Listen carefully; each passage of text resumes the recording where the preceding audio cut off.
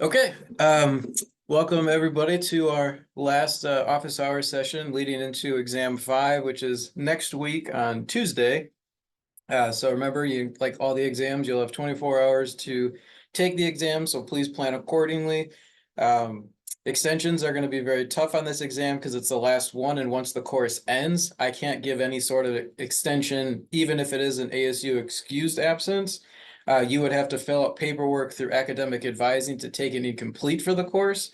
So just be aware of that extensions are going to be much more involved if need be for this for this particular exam because it is taken at the end of the course. I did make an announcement, but I'll make another one here that I have today. I put the 5 points from exam 3, those 5 bonus points on everybody's exam.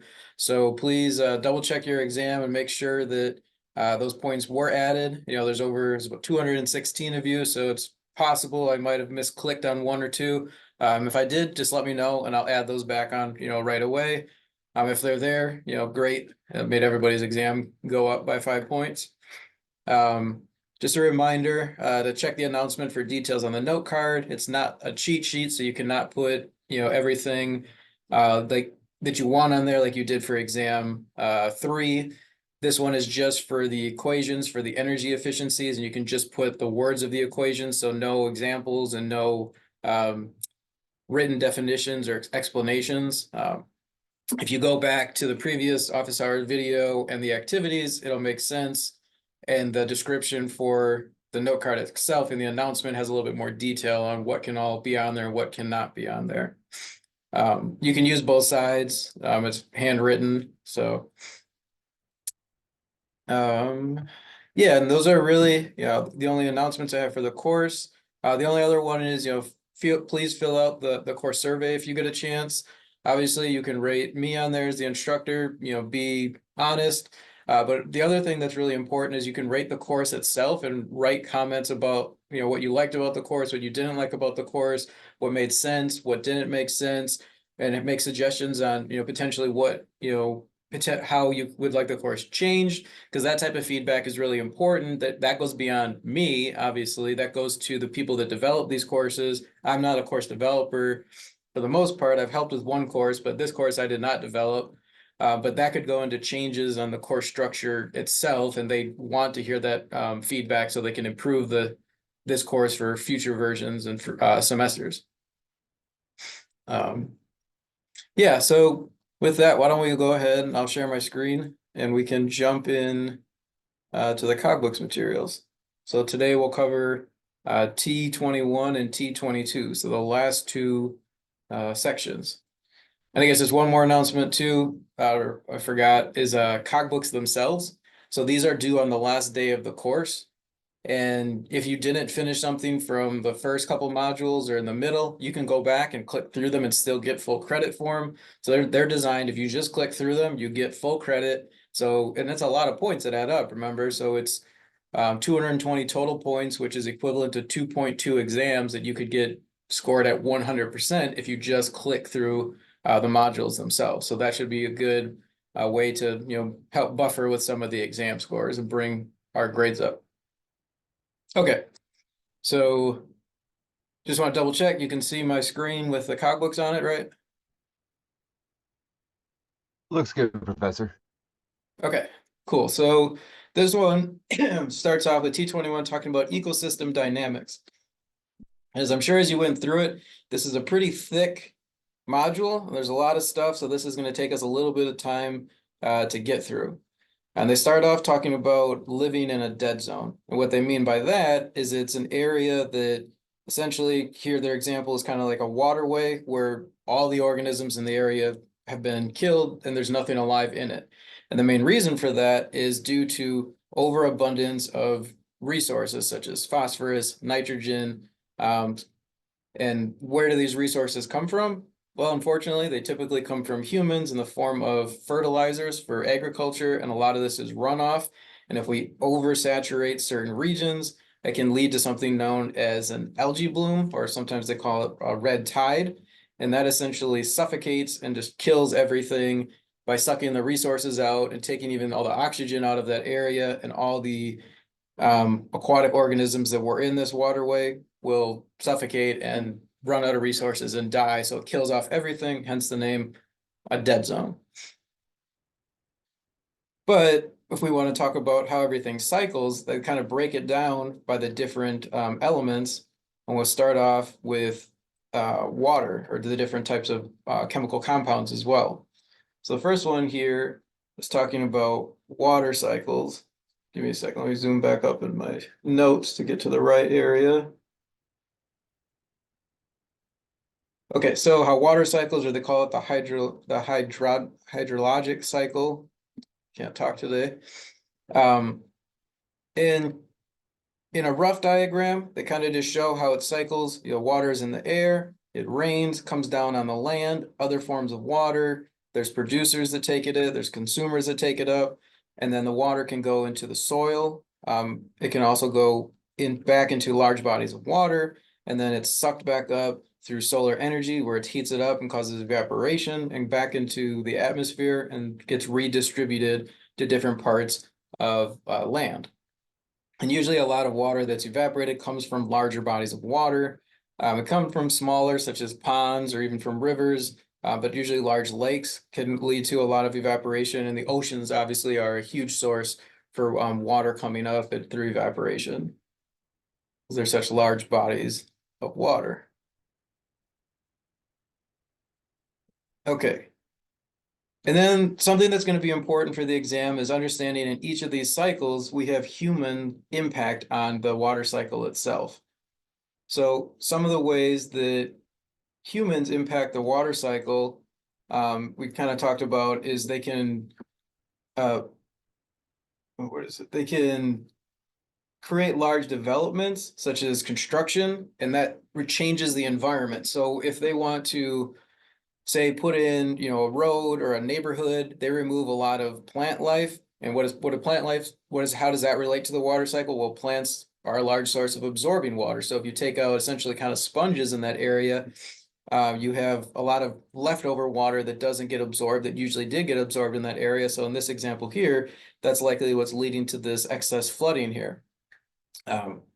Humans also affect the water cycle by adding different chemical compounds to it through runoff, through fertilizer that runs off of farmland a lot. We also tend to pump groundwater out for irrigation or for city water, and that could actually lead to collapses underground, or it can dry up underwater, kind of like reservoirs. So that has problems with it too. And then the last one they kind of talk about is how humans contribute to the water cycle through activities that relate to global warming.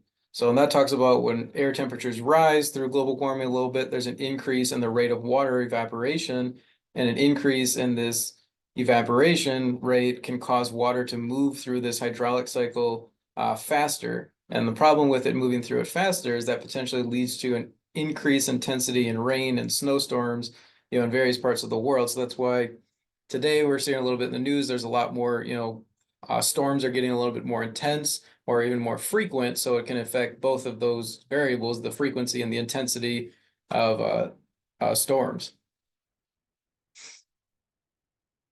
And this kind of just gives some examples about more of the human impact, and more specific in like kind of the Midwest in the US here. So let's move to the couple of the activities now. So for this, this is really obviously it's matching. So why don't we just walk through, and this will take us kind of through the different parts of the water cycle. And as you'll notice, precipitation and condensation, a few of them are on here more than once because they can happen in more than one location, right? You're going to get evaporation wherever you have kind of an open source of water. So you have evaporation from this lake right here, but you also have evaporation from what presumably is a larger body of water being the ocean over here. Precipitation is rainfall right here, but you see there's more clouds over here raining in a different area. So we can get, precipitation again in more than one location. All right, so the first one it's looking for is plant uptake. So what that means essentially is right here, that's plants uptaking water primarily through their root systems. That's how plants take in water. And then transpiration, that's going to come in here where we have plants losing water through parts of their body, such as the aerial parts of their leaves, their flowers, and their stems. So that's almost similar to evaporation, but it's plants transpiring water out of their physical body.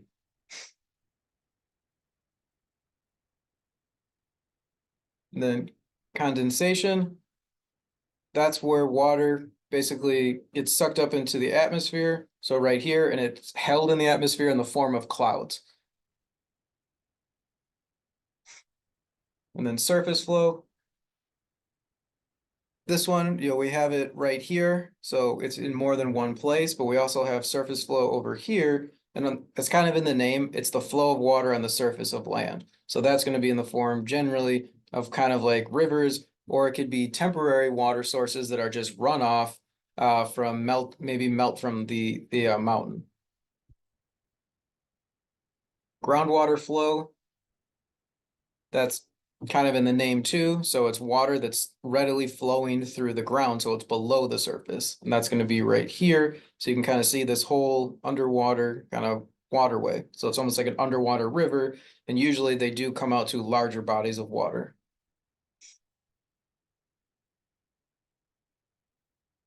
Then what do we have next? We have transportation.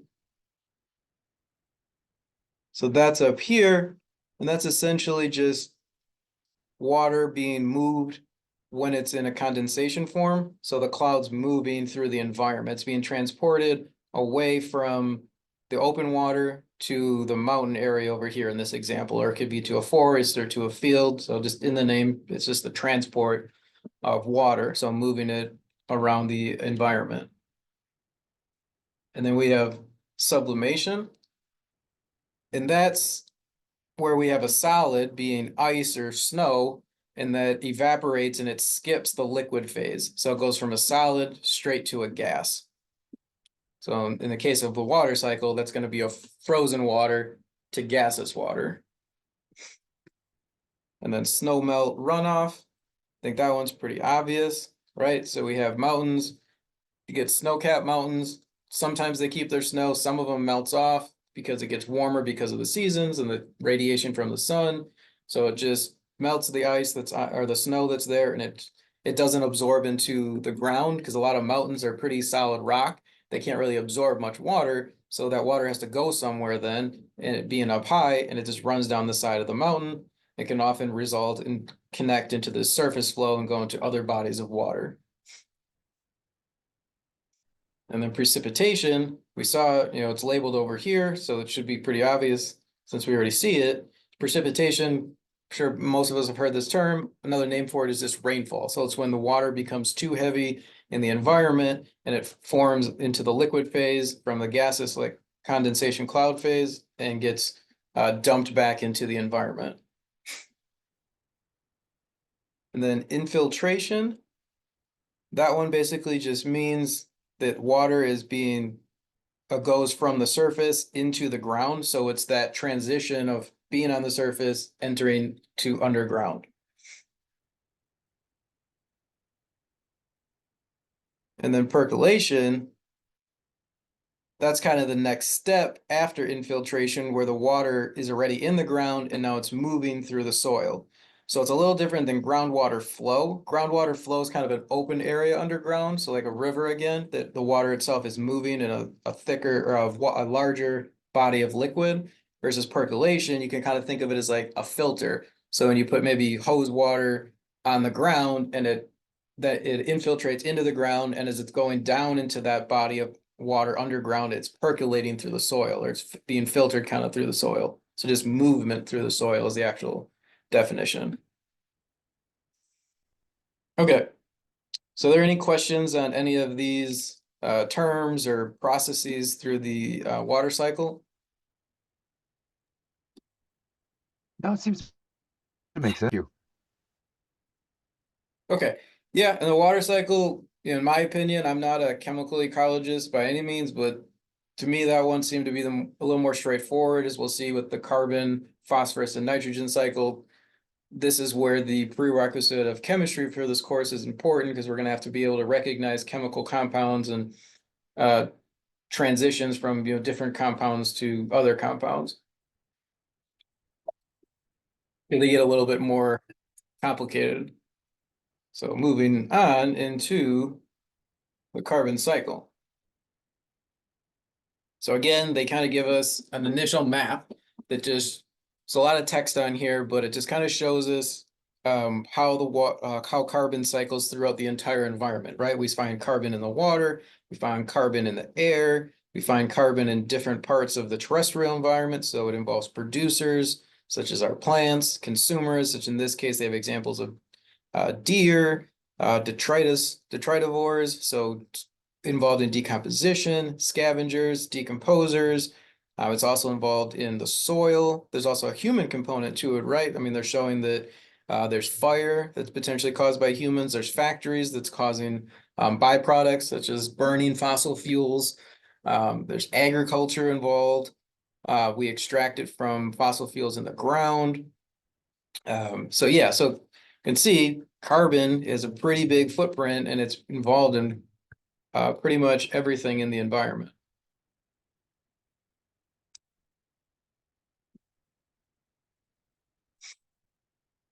And then it talks about there are 6 types of transformations of carbon.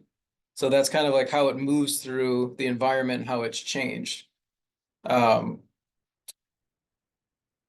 first type of transformation in the environment is through photosynthesis. So this is where producers use photosynthesis in a terrestrial and aquatic ecosystem to take carbon dioxide from the air and water and convert it into carbohydrates. The second one they talk about is respiration. This is when carbon is transferred from producers to consumers when they're eaten. So it releases carbon dioxide back into the air or into the water. The third one is sedimentation and burial. So this is when oxygen is not available for respiration. So this takes place in an anaerobic condition such as swamps and marshes. And some species of bacteria can use these carbon compounds for respiration. And it talks about how in the sedimentation and burial still that carbon can also be buried as organic matter before it fully decomposes. And the fourth one they talk about, they listed as the name is exchange. So this is carbon dioxide is also exchanged between aquatic ecosystems and the atmosphere, so water to air, which can occur in both directions and results in, however, they say this results in little net transfer over time. Because it goes in both directions, carbon in water and carbon in the air can stay relatively stable, though we can see some variation depending on other factors in the environment. There's extraction, which is the fifth one they talk about. They say that this is often done by humans for energy purposes. So this is like when they extract carbon sources in the form of fossil fuels by drilling. And then the last one is combustion. So this is also regularly done by humans. And it's for energy purposes again, but this time it's in the form of burning those fossil fuels for transportation and burning land for agricultural purposes. And obviously, wildland forest fires can release carbon into the environment more naturally as well through like lightning strikes. But humans tend to do this on a larger scale than we have seen in the past with nature. And then it talks again, humans impact the carbon cycle. So I think we already covered some of these through the 6 types of transformation. So the biggest one that we talked about that humans do is extraction and combustion of fossil fuels. So that's the largest way that humans extract carbon from the environment and as well as burn it, and which burning it changes its molecular composition into like carbon monoxide and carbon dioxide from different forms of carbon. And we'll see more of the different forms of carbon shortly when we get into the activities and some more specific examples. but understanding what the results of this human impacts are. So what happens, when we release CO2 into the atmosphere? There's kind of a general term that we might think of when we talk about releasing excess CO2. Uh, like greenhouse, like global warming or climate change. Exactly. Carbon Oh, dioxide is one of the greenhouse gases that is leading to climate change, in particular, and global warming in certain regions where certain regions are warming. Did you have something else you wanted to add? Sorry. uh, no, I was gonna say that the combustion step seems to be the cause of a lot of that. Yes, that's a very good point. And then there's obviously this is kind of like a trickle effect, it's warming, so that's a consequence, but why is warming bad per se? So what they talk about is one of the examples is peat moss in the Arctic regions. Peat moss is generally frozen, but peat moss is thawing out more and more near the poles, and they're decomposing, which is also leading to the release of more of decomposition of this peat moss is releasing more carbon dioxide into the environment, which is further increasing the amount of uh, greenhouse gases in the form of carbon dioxide, which is further leading to more warming of the planet. And talking the effects of warming on polar or cold regions, what does warming do to those? What are those regions made of? Largely snow and ice, right? So if it's warmer, we're going to have less ice cover, which has all sorts of impacts on the ocean. So for one thing, the more ice that melts has some fluctuations in ocean levels. When they talk about ocean level rise, is pretty common. So you lose some shoreline and it kind of alters the ratio of terrestrial habitat on the shore, the coast to aquatic habitat being the ocean itself. But also, what is it? We can think about what does it do to the chemical composition of the ocean itself? If you add ice, which is pretty much all fresh water, in high doses to the ocean is salt water, they're going to change the salinity of the ocean, at least in those regions surrounding that ice, and fish and other um, marine organisms are dependent on certain levels of salinity. If there's not enough salt in the water, it becomes what we refer to as brackish. We learned about that a few units back, and that's not good for a lot of organisms that are rely on higher levels of salt. So it becomes diluted. It also affects the acidity, so it affects the pH levels, which marine organisms are sensitive to as well. If it changes the temperature because it's not as cold, it's going to change the oxygen profile of those oceans. So it can, it can potentially, if it's warmer water holds less oxygen than cold water, so you could actually reduce the oxygen content in certain regions of the ocean as well. There's all sorts of effects that this warming potentially has on the ocean itself.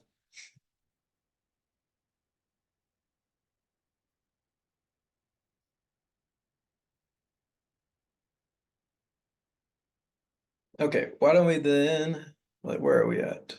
Way up here, it is long. Get into the activities of the carbon cycle. So this one here kind of is very similar, but a little more simplified version of the first diagram that we looked at for the carbon cycle. And we can just go piece by piece and talk about what they mean. So this is storage in land plants. And what that is, it's over here. Plants take in atmospheric carbon. So remember, in the form of CO2, but remember some basic biology, plants breathe in CO2 and give off oxygen, which is beneficial for humans because that's a good trade-off. We breathe in the oxygen from plants and breathe out the CO2. So we do a gas exchange essentially with plants. And part of this gas exchange within plants comes through their photosynthesis, but they can store some amounts of carbon, which is good because that means not all that carbon is out in the environment. So the more plants that take in CO2 means less greenhouse gases and potentially means, less effects of that warming that we were just talking about caused by this CO2 greenhouse gas.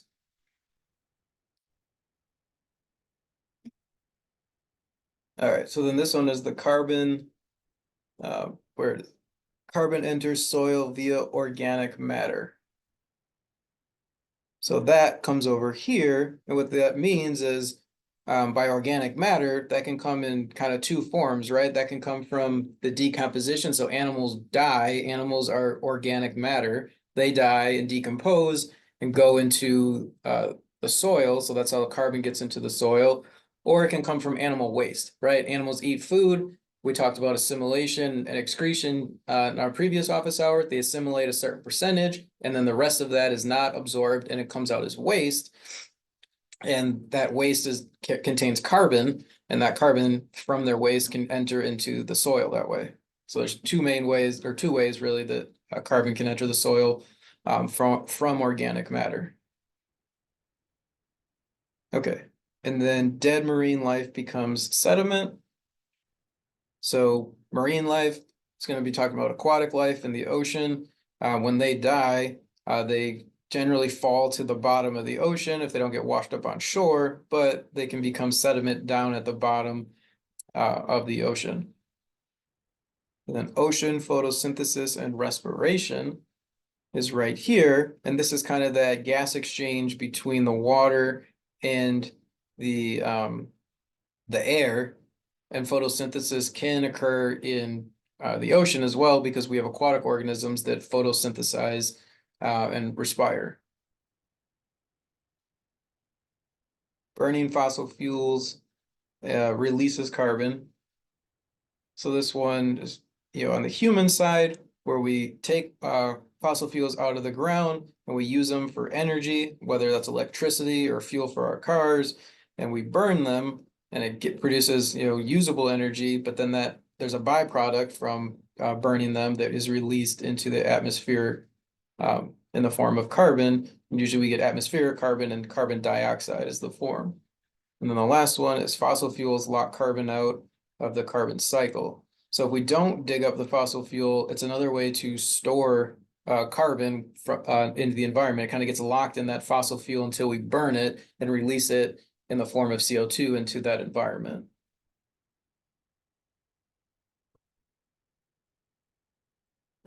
Okay. So now these activities I'm going to say are going to be important because you're going to get questions that are going to appear very similar on the exam. So it's good to know what these images are. So we'll walk through the processes as well as kind of explain what the images are so that when we come to the exam, we'll be able to be sure that we can recognize what's going on.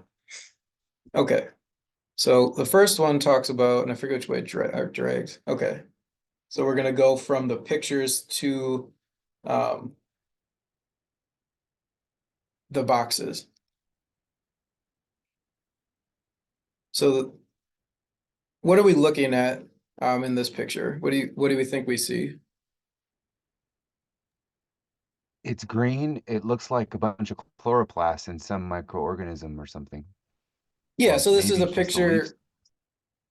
picture. It's a picture of cells of some sort. It doesn't tell us exactly what they are, but we can say this is a picture of cells that, we're looking at the cellular level.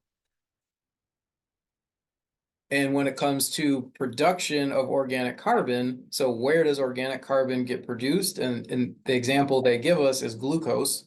And we'll see as the activities continue, we'll see glucose in multiple places. But production of organic carbon is at the cellular level. So that's going to be associated with the pictures with the cells in it.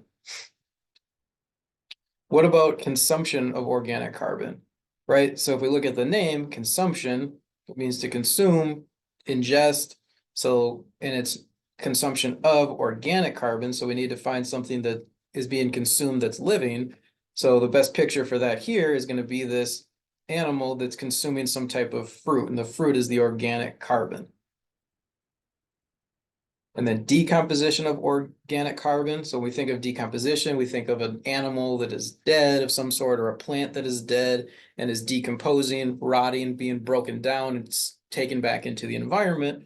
So I think, the best picture of that is going to be, I believe this is a horse or a cow that is dead and decomposing. So that's going to be our decomposition of organic carbon. So I think, those are maybe a little bit more straightforward by name. And now these next three might, if we're not as familiar with chemical ecology might be a little bit more new to us. So this next one is circulation of carbon dioxide and carbon monoxide. So the way I like to think about this is, what state are carbon dioxide and carbon monoxide in? They're gases, right? So if we have circulation of gases with the remaining pictures, right? This is water and land and air. So there's some gas in there, but it's not all gases. This is an underwater picture. So really there can be gas exchange there, but this is all air. And there's more, I would describe it as, when I think of gases, I think of them more in the atmosphere, right? They can be in multiple places, but the atmosphere is made up of gases. So this is the circulation of different parts of the atmosphere. So this is where we're going to get circulation of carbon dioxide and carbon monoxide. So this next one then talks about circulation of carbon dioxide again and carbonic acid. And for me, again, I like to think of when we talk about carbonic acid, what state it's kind of in. I think, most acids are in states of liquid. So now we're going to have a gas mixing with a liquid.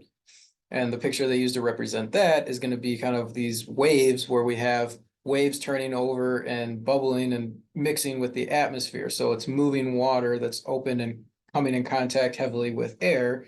So this is going to be our circulation of carbon dioxide and carbonic acid. And then the last one, this is storage of calcium carbonate. So when we think of storage, I like to think of, you put, something is within another, an object is within a type of shelter, right? Like a shed or a storage locker, we could call it.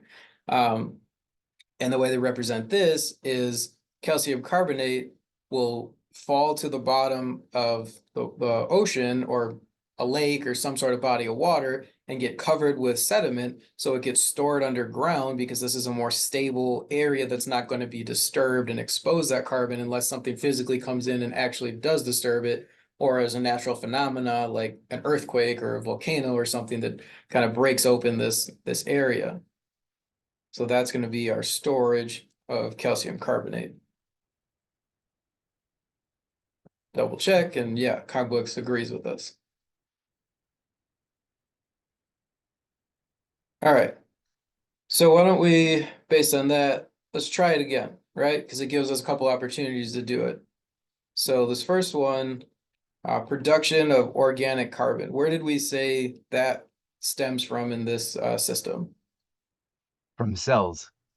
Yeah, so the cells, are producing byproducts, and some of that is going to be the production of organic carbon.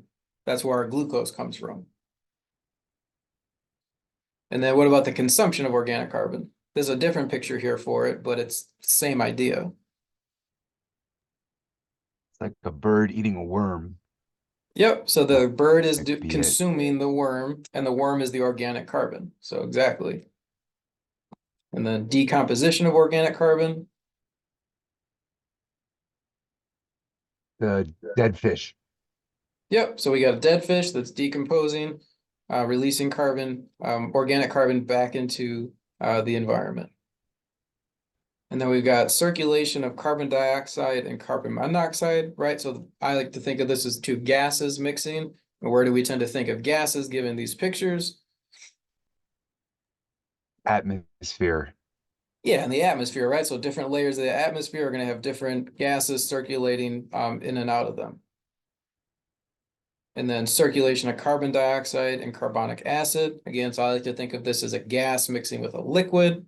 And I don't think this is the greatest picture for it, but it's the same idea, just probably zoomed out, right? So it's the waves crashing in, mixing with the air, and that gets us our carbon dioxide and carbonic acid. And then lastly, the storage of calcium. Similar idea, we're at the bottom of some body of water, probably the ocean. Sediment falls and buries and stores our calcium carbonate.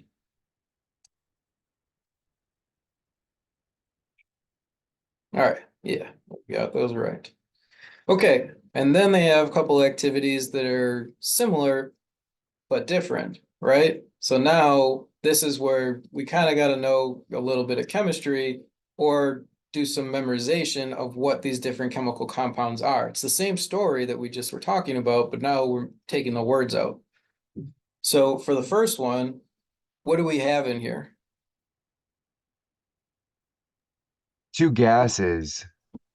Yeah, so carbon monoxide on the left being converted into carbon dioxide. So we can think there's two gases, so it's likely the two gases are mixing and converting through one another. So that is going to be our atmosphere picture, right? So that's going to be down here. And here we have carbon dioxide. It's being converted into glucose. And this is the example that Carbus is using for organic carbon. Where do we tend to think of when we get the production of organic carbon? So where does organic carbon come from? Cellular photosynthesis. Yep, exactly, right? So we're back to the cell picture. And then we have glucose again that we just said. So organic carbon being converted into carbon dioxide. And one thing I want to point out real quick is we also down here, we have glucose being converted into carbon monoxide and carbon dioxide. So they're similar, but they're different. This is a single byproduct, and this is multiple byproducts. Where would we expect to see the single byproduct where glucose is broken down? So organic carbon is broken down into CO2. What produces CO2 by breaking down organic carbon or glucose? I'd say respiration, I think.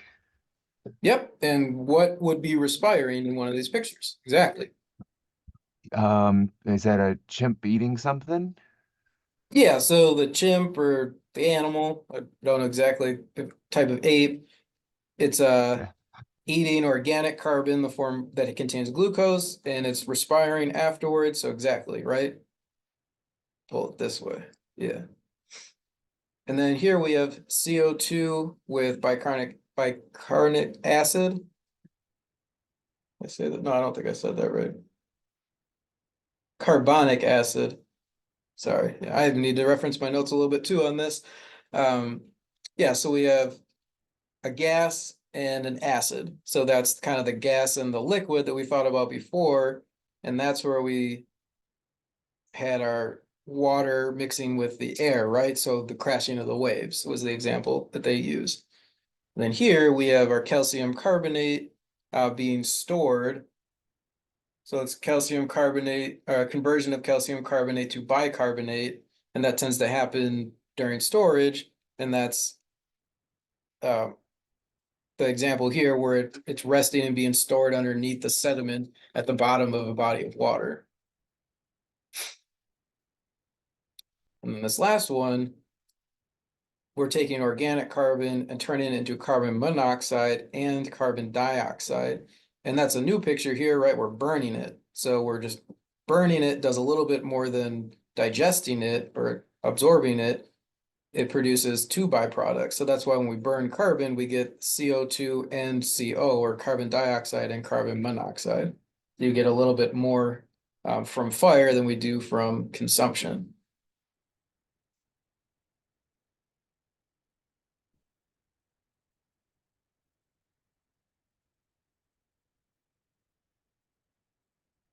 All right. And then here, same exact idea, right? Just another way for us to practice and like with a few different photos. So when we have our two gases, our carbon monoxide conversion into carbon dioxide, right? That's going to be our atmospheric. So in the air, we're going to get a lot of gas conversion and a lot of gas exchange. Here we have carbon dioxide and glucose. So what did we say that one was? So how would we describe this in words? Like actually, let's think about, actually, sorry, this one right here. What's happening here? Carbon dioxide gas is going to form glucose. And what's another thing that we call glucose in these activities? What type of carbon is Organic that? carbon. Yeah, Organic so carb. yep, organic carbon, exactly. So we can say like the product is organic carbon. So where does organic carbon come from these images? Our cells again, I think. Yep, exactly. Yep, so that's going to relate to the cells. And then this is when organic carbon or glucose is broken down what's released is carbon dioxide. And the way we described that before, right, was that's going to looks like respirates some form of respiration. So we're absorbing or eating, consuming organic carbon and producing carbon dioxide. So that's going to come down to the bird eating the worm because the worm is the organic carbon. And then here we have our carbon dioxide and our acid. So that's going to be our kind of our gas and our liquid. And we said that that's the waves crashing. And then our calcium carbonate and bicarbonate. So whereas calcium carbonate converted, it's converted during storage, generally when it's underneath a body of water. And the last one, organic carbon is converted into carbon monoxide and carbon dioxide. So we get multiple byproducts of carbon when we burn it.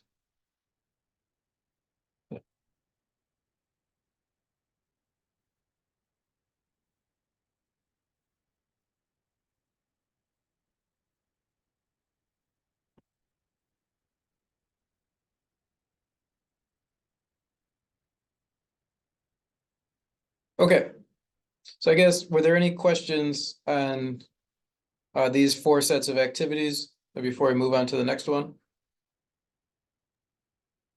I think I gotta practice it some more, but it seems to make sense. Yeah.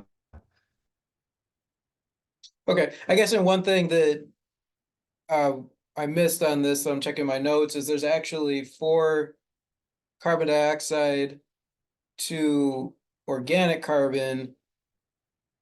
This is what I didn't mention is there's two answers to this, right? It's to the bird, like we said, but, or wait, is that the right? Yes, it's this one, it's to the bird, but it's also decomposition. So this is glucose going back into the ground.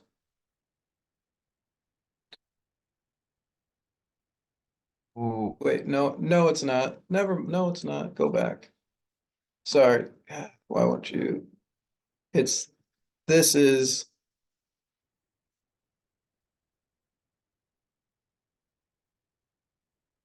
yeah, that's what the answer that I'm looking for. Sorry, I had it backwards. So it's organic carb, or yeah, organic that makes carbon, more sense. yeah, being converted into CO2. So it can be converted through consumption, and it can also be converted, the organic carbon is being transferred to CO2 through decomposition as well. So the decomposing fish is releasing some gases, and one of those gases is CO2.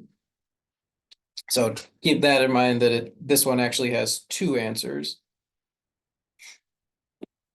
Yeah, because like the microorganisms decomposing the fish are respirating too. I wouldn't have thought that. Yep. That's cool. Yeah, exactly. Yeah, because decomposition doesn't happen in a vacuum. Is Graham said that it definitely does require all sorts of organisms. We get flies on there in the form of larvae come on there. Beetle larvae consume this. Bacteria consume this. Even some types of fungi can sometimes be involved. So yeah, and then that's going to lead to those organisms and their respiration as well. So very good point.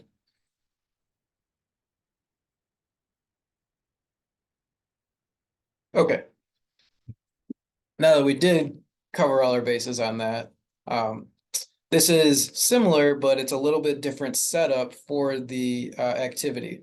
So we'll talk about what the answers are and talk a little bit about why, right? So this first one, it's asking us which of these parts of the ecosystem will contain more carbon in the form of uh, glucose or organic carbon. So when we think of organic carbon, where do we think of it being located in the environment? Would it be more likely to be located in an animal or in the atmosphere? The animal. Yeah, in the animal. It could also be a plant, or a type of fruit. So something that is living is going to contain much more organic carbon than areas with nothing living, right? And generally, this isn't going to contain any organic carbon unless there's something in that environment that's alive. What about number two now? So it says, which of these ecosystems contains more carbon in the form of calcium carbonate? So where do when we talked about calcium carbonate, that was the one that was related to storage. So where do we typically see storage of this calcium carbonate? What type of environment? The atmosphere or in an aquatic environment? It seems like aquatic environment makes more sense. Yeah, so this one then would be A, right? It would be in the aquatic environment.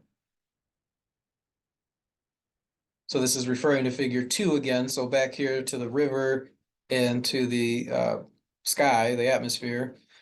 Which of these parts of the ecosystem contain more carbon in the form of carbon monoxide? So what is the state that we talked about typically seeing or thinking of carbon monoxide in? That would be a gas, I think. Yeah, a gas. So where do we think we're going to see higher levels of gases? In the atmosphere or the water? Gotta be atmosphere, I'm thinking. Yep, the atmosphere, right? Yeah, of course, there's gases in the water. There is carbon monoxide, carbon dioxide, there's oxygen and all sorts of other gases, but there's going to be higher concentrations in the air, right? Because to put those gases in there, we generally got to pump it in and kind of force it. And there's only so much we can pump in there until the water becomes saturated. So this is kind of, again, thinking on the ecology side, it's not a perfect answer, but it's the most likely or best answer. And it does say like they could say will likely contain more, that would be a little bit more accurate, I would say, in the question, but I think we kind of get what they're getting at it. Okay. Then four, this one's asking which of these parts of the ecosystem will contain more carbon in the form of H2CO3? So that's carbonic acid, right? And we say when we think of acids, we generally think of liquid. So if we think of liquid, they're going to be soluble in water. So we're likely to see more carbonic acid in a river system than we are just free floating in the air. Though again, you could evaporate some of this carbonic acid and get it into the atmosphere, but it's likely not going to be in as high levels naturally than it would be in a water system because you'd have to apply energy to evaporate it out of the water to get it into the atmosphere. Okay, and then five, which of these parts of the ecosystem will contain more carbon in the form of CO2? And again, this is kind of like, this is the other side of the gas, right? We had carbon monoxide, CO, and carbon dioxide, CO2. So this is likely going to be the gas form, which is going to be B in the atmosphere, right? We'll still see some in the water, but we'll see more in the air.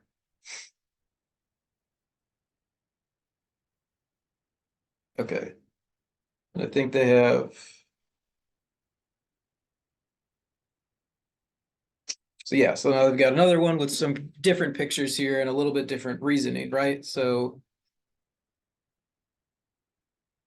let's click on going with feedback so we can be sure of our answers, right? So this one again is going to be which of these parts of the ecosystem will contain more carbon in the form of calcium carbonate. What did we say? What do we think about calcium carbonate? Where is it typically found or stored? Deposition in aquatic. I got this wrong at first, but it makes sense, I guess. Deposition in aquatic. Yeah, so it's going to be A, and I can understand why this one might be actually a little tricky, right? Because we've described it as it's going to be under the sediment in the water. So that's technically right. That could be sediment and that's water, but this isn't really sediment in water. This is soil that's on land. So the better answer is going to be that it's in an aquatic system. So A would be the better answer here.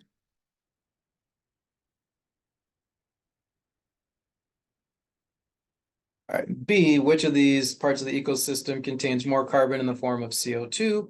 So this is similar to before, right? We have CO2 as a gas. We have our, atmosphere here. We have our soil picture here.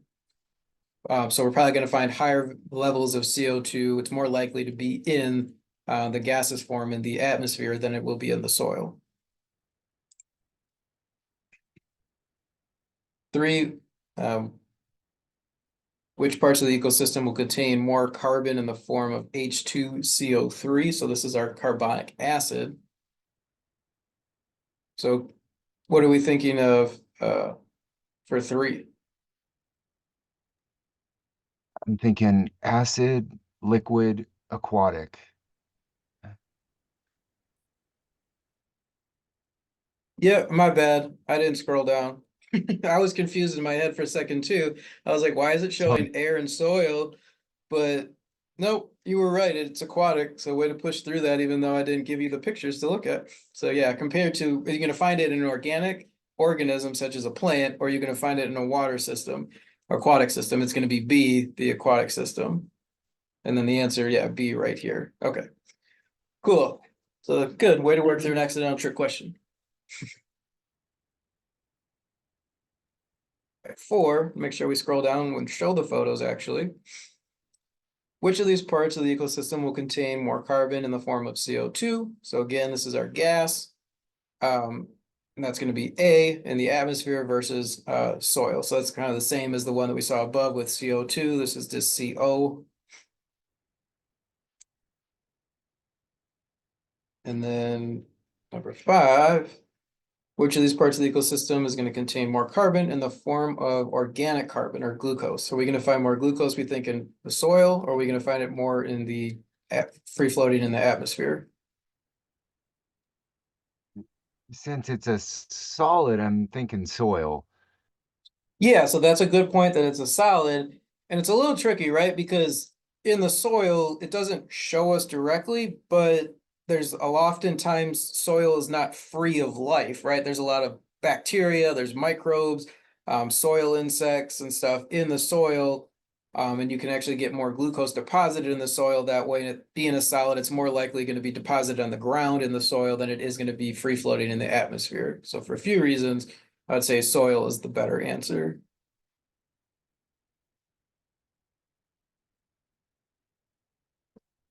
Okay. So that takes us through the carbon cycle. Are there any questions or concerns with these activities? And for anybody obviously not on here, feel free to send me messages or emails about this or contact me through the bottom of the pages where you can ask specific questions.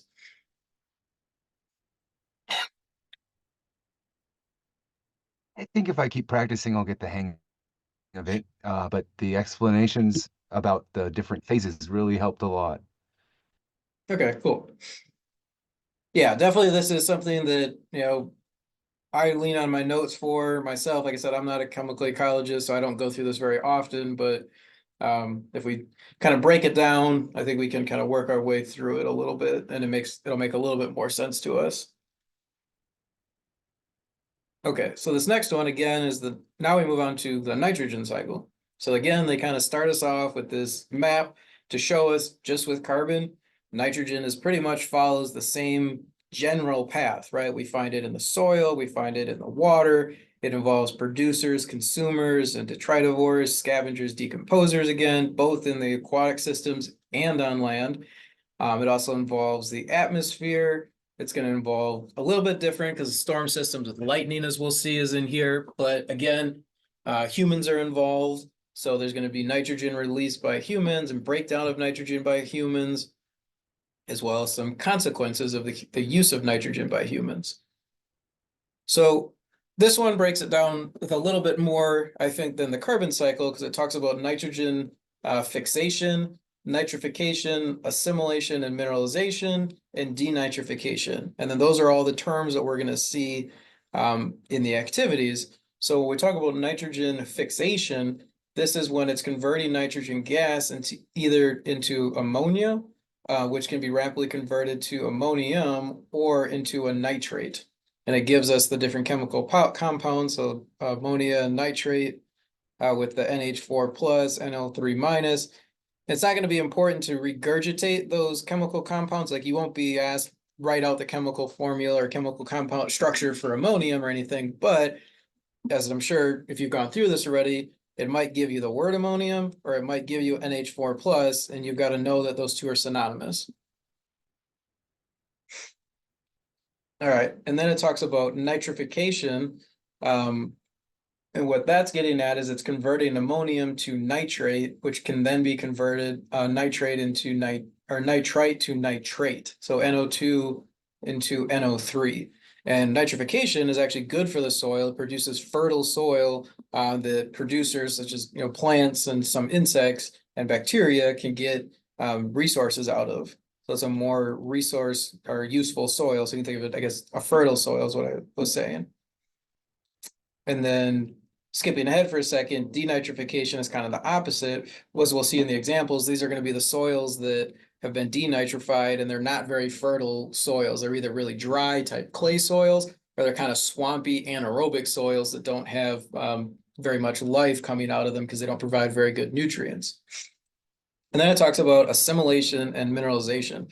So assimilation is a term that we've already seen from this previous unit, right?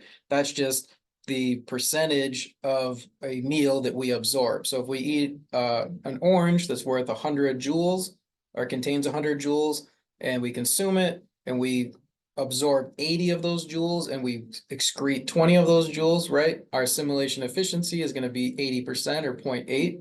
So it's just how much we absorb. And then mineralization, this is similar to decomposition. We can kind of think of it like that's kind of like the equivalency as we saw in the carbon cycle, but it's a little different because it is the breakdown of organic nitrogen, but it also changes it from organic compounds. So here, the process of breaking down organic compounds into inorganic compounds.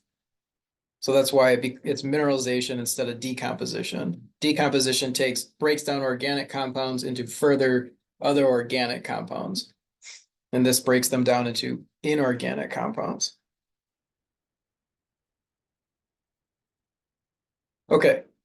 And then what about this? Do we remember or what they gave for some examples and how humans can impact the nitrogen cycle? So there's going to be one common theme for a lot of these. So what's probably the top way that humans affect the nitrogen cycle?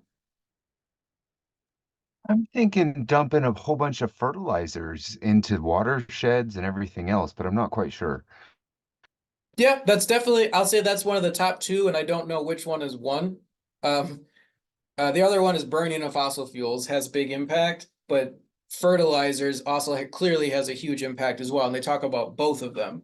So the combustion of fossil fuel that adds nitric oxide into the environment, which can produce nitrogen, also production of nitrogen fertilizers, as you said, and then the planting of nitrogen fixing crops. Those are the three examples that they gave.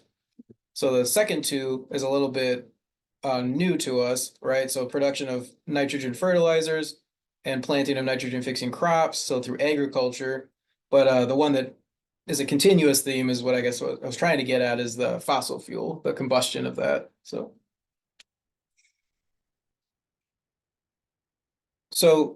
they talk about adding nitrogen in terrestrial ecosystems in North America and how that affects the productivity and species richness.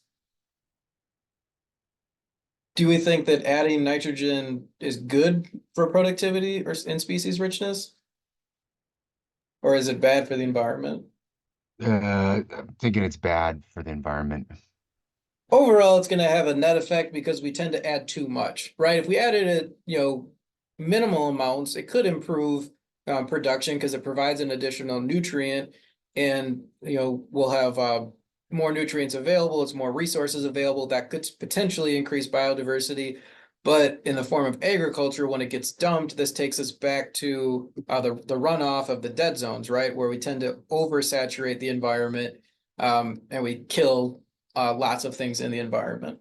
So it generally, the net effect of humans with the nitrogen cycle is decreases biodiversity, and it's bad for the environment as we overdo it, we saturate it.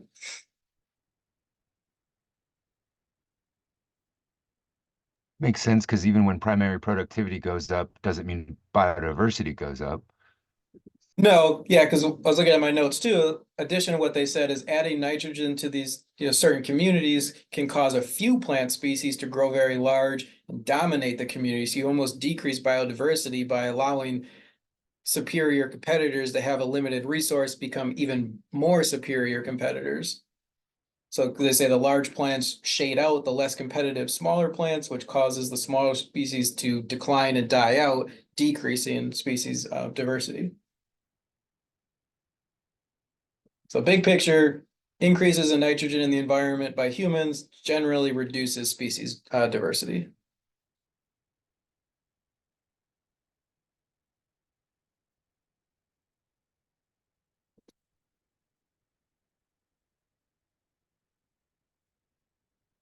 Okay, and then here they kind of break down uh, the nitrogen cycle and we kind of fill in the missing boxes. And one thing that I want to point out is that's a little different here is all these little kind of red, they look almost like beans, I guess, to me at least.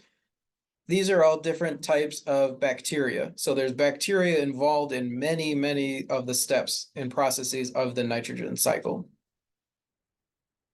So the first one we want to talk about is nitrogen fixing bacteria, or nitrogen fixing soil bacteria. So that is over here. So when we talk about nitrogen fixing, that's adding ammonium to the environment by breaking down other forms of nitrogen. So the nitrates to ammonium. And then we have ammonification, not surprising, is right here, right? Because we just talked about producing ammonium is the process is called ammonification. And then we have other bacteria that are denitrifying bacteria, right? So that would be up here. Denitrifying is going to produce, take nitrates, break them down, and release them into the atmosphere. So give us N2, nitrogen gas, released into the atmosphere that can be absorbed by plants and other organisms. And then what's the next one? We have nitrogen fixing bacteria living in legume root nodules. So that is over here where these bacteria are nitrogen fixing and they actually live on these little, looks like kind of like balls on the roots here. And this actually fixes nitrogen. So they take nitrogen in and kind of store it and hold it and slowly use it over time in these root nodules. So it's a place that we can find stored nitrogen in the environment. And then we had denitrifying bacteria. Now we have the opposite of nitrifying bacteria. So that comes here where it actually produces, takes nitrites and produces nitrates from that. So it goes from NO2 to NO3. And that's done, a bacteria breaks down the nitrites and releases nitrates. So they absorb some of this and their byproduct is the nitrates. And then assimilation. So this again, remember, is the absorption of nitrogen. And for this cycle, a lot of the absorption of nitrogen comes through plant roots.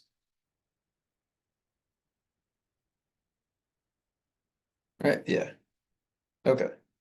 And then they do the same kind of setup, right? Where it is the nitrogen cycle. And then we have our pictures and then the processes. So we can just kind of take the same approach here, right? So if we start down here, what's happening in this photo, right? This is decomposition, but we said that the nitrogen cycle it has a kind of a different form of decomposition where it takes it from organic nitrogen to inorganic nitrogen. And what did we say was the processing for that?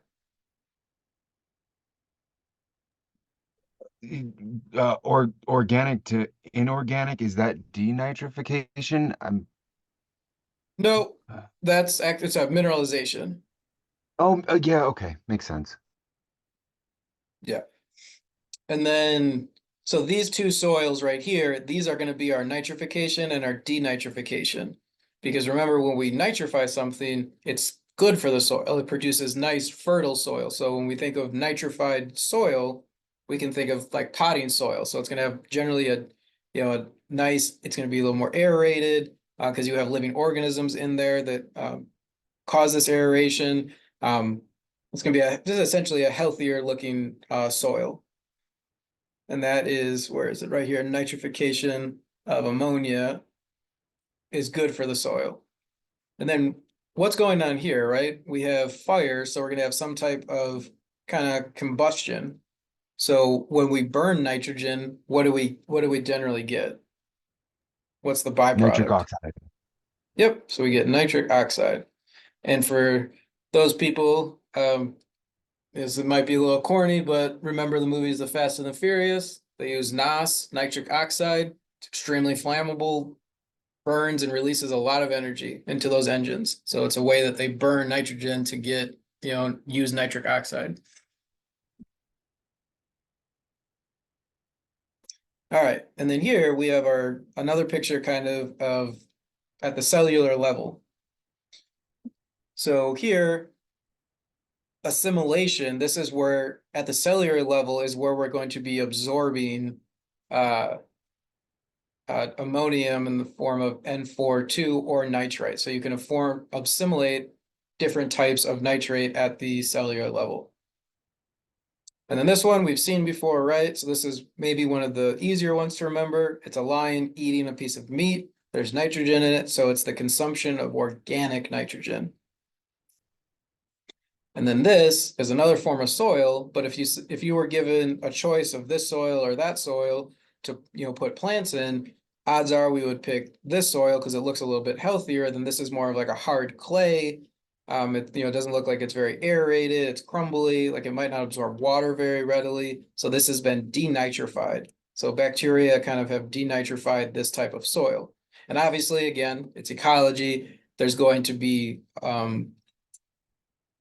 specific examples where this type of soil might help a certain type of plant really well, but overall you're going to get more plants doing better in this soil than you will in this type of soil when it's been nitrified versus denitrified.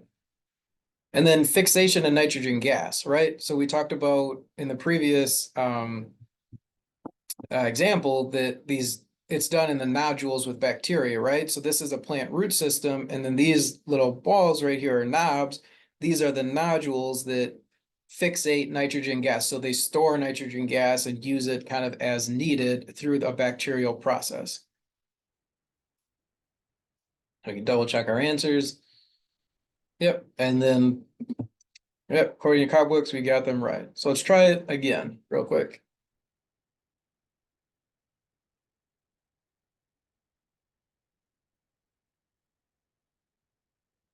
So what do we think of when we see this picture right here? Based on the previous description. It's a little different. We haven't seen this picture before, so it's going to substitute a previous picture. So we I see kind of looks like a really good soil. Is that could that be at first glance, nitrification?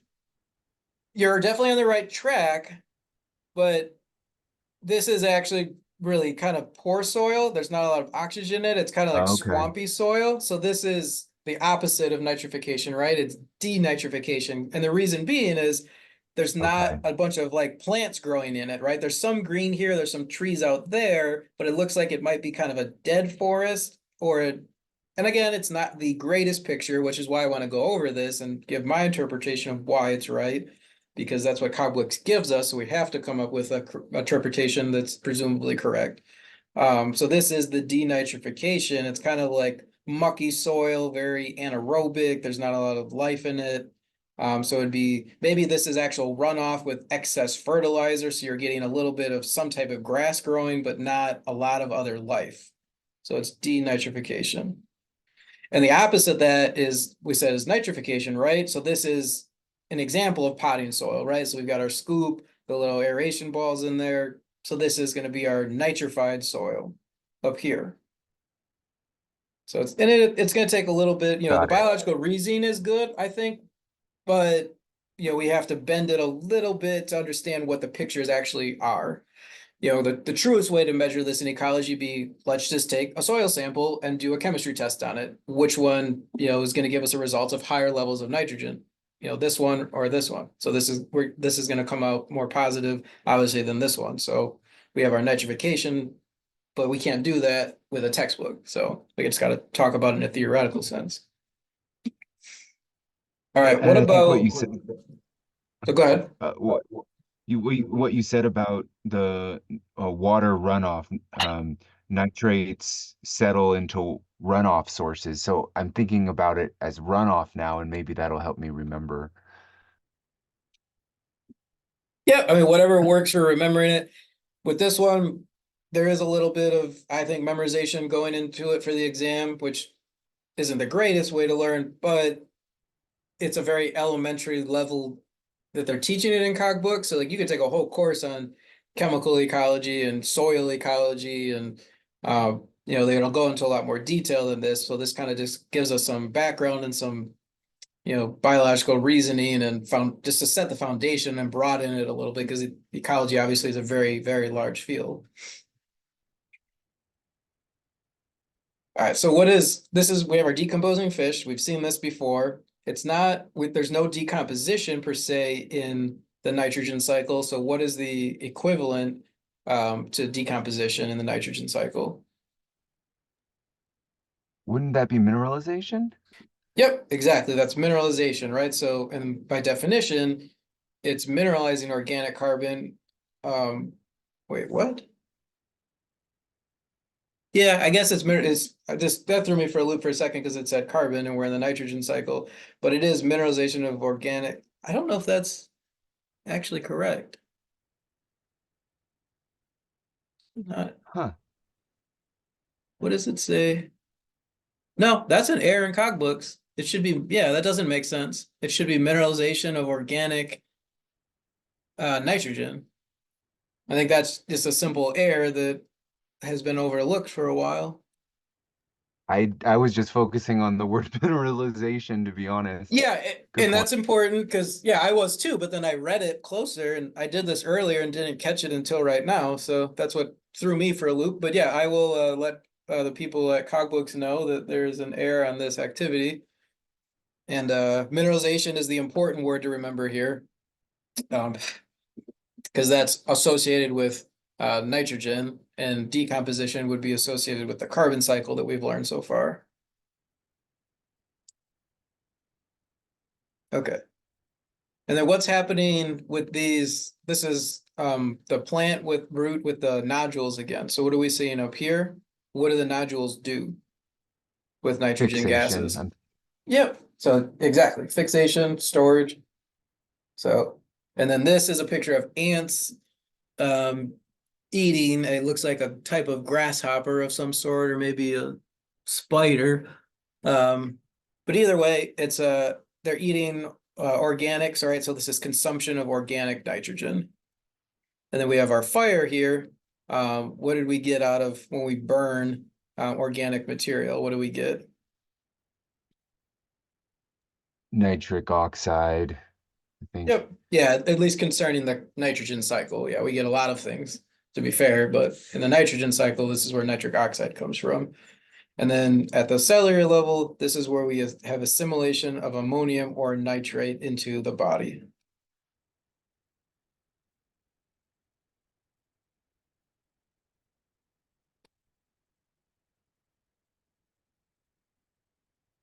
All right, so then this is going to be the exact same setup, but now to me personally, a more complicated version because it doesn't have the words. It just has mostly the chemical compounds, right? So we got to remember, we got to be able to recognize what's happening here. So the first one, we know that it's fire. We know that it's a breakdown of organic nitrogen.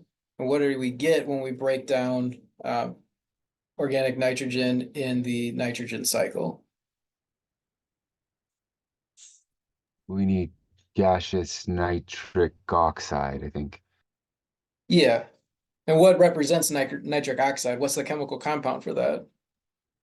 Do you remember? NO. Yeah, NO, right?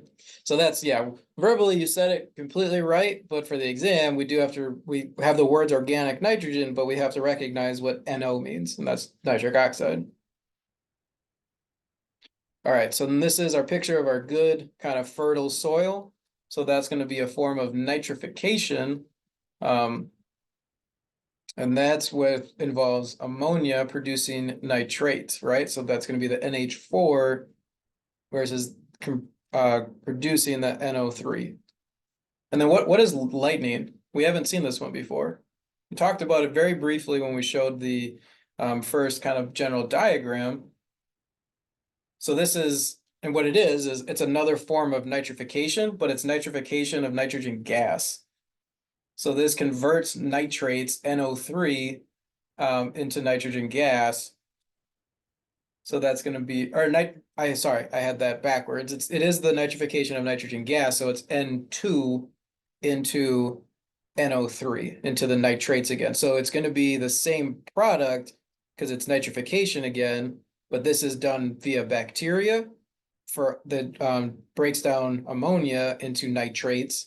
And this is lightning that breaks or converts nitrogen gas into nitrates as well. So you can get nitrates two different ways, through bacteria or through lightning. And it's two products are converted into nitrates. Two different products are converted, or not products, it is the nitrates are the products. Two different chemical compounds are converted into our nitrates. That's the way to say it. And then here we have I our, noticed a yeah, trend. go ahead. What was It that? seems like there's a trend in nitrification. We're adding oxygens to it, and denitrification, we're taking away oxygens. But yeah, I That's a very mentioned that good because this point. is particularly confusing. No, that's a really good point, right? And we talked about what makes a healthy soil, an aerated soil. Aerated soil contains oxygen, right? So that's a really good point, I think, to point out. There's oxygens being added, not pure oxygen, but oxygen can get extracted from the soil as well. Because where we have our denitrification, let's just go to that since we're talking about it, right? We take our nitrates and we have three oxygens and it goes down to one oxygen, right? We have nitric oxide and nitrogen gas. And those are not exactly great for growing for plants. That's not always, that's not, they would rather have nitrates. That's going to be a little bit healthier for them, or a little more helpful for them, I should say. But yeah, that's a good point. So there's more oxygens in the nitrification process available and less in the denitrification process. That could be another way to help remember it.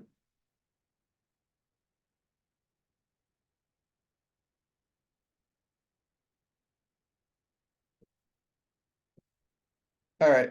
And then for this one, this is our assimilation, right? So we need to break down different forms of nitrogen into a form that's we can absorb. And that's going to be this where we absorb the organic, we break it down and absorb the organic nitrogen. And then this we said is our mineralization process. So it's kind of the opposite, right? Where we start with organic nitrogen and mineralize it into an inorganic forms of ammonia. And then this is our fixation example, where we have the nodules that fixate the different the nitrogen. So they take nitrogen gas and form it into nitrates and ammonia that they can use um, uh, at later times or after it's been fixated, so it's or stored.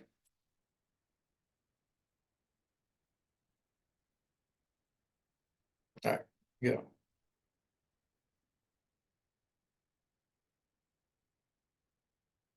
So this is kind of the same idea, right? We have just a few different kind of versions of the pictures here. So with our lightning, remember we said this is our form of nitrification. So it's using nitrogen gas to form a nitrate.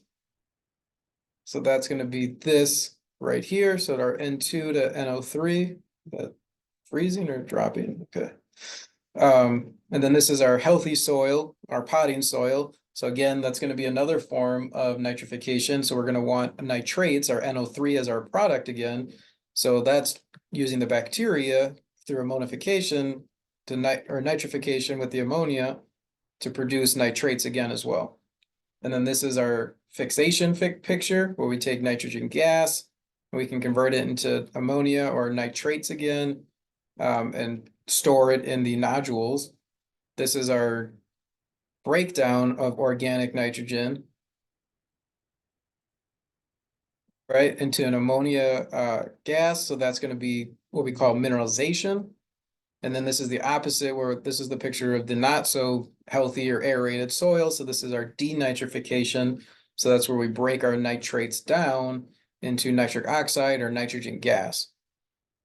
And then this is our combustion, our fire, where we take organic nitrogen and we break it down into the gas of nitric oxide. And then at the cellular level, this is our assimilation. So we're gonna take ammonia and nitrates and convert them into organic nitrogen that we can absorb and assimilate it.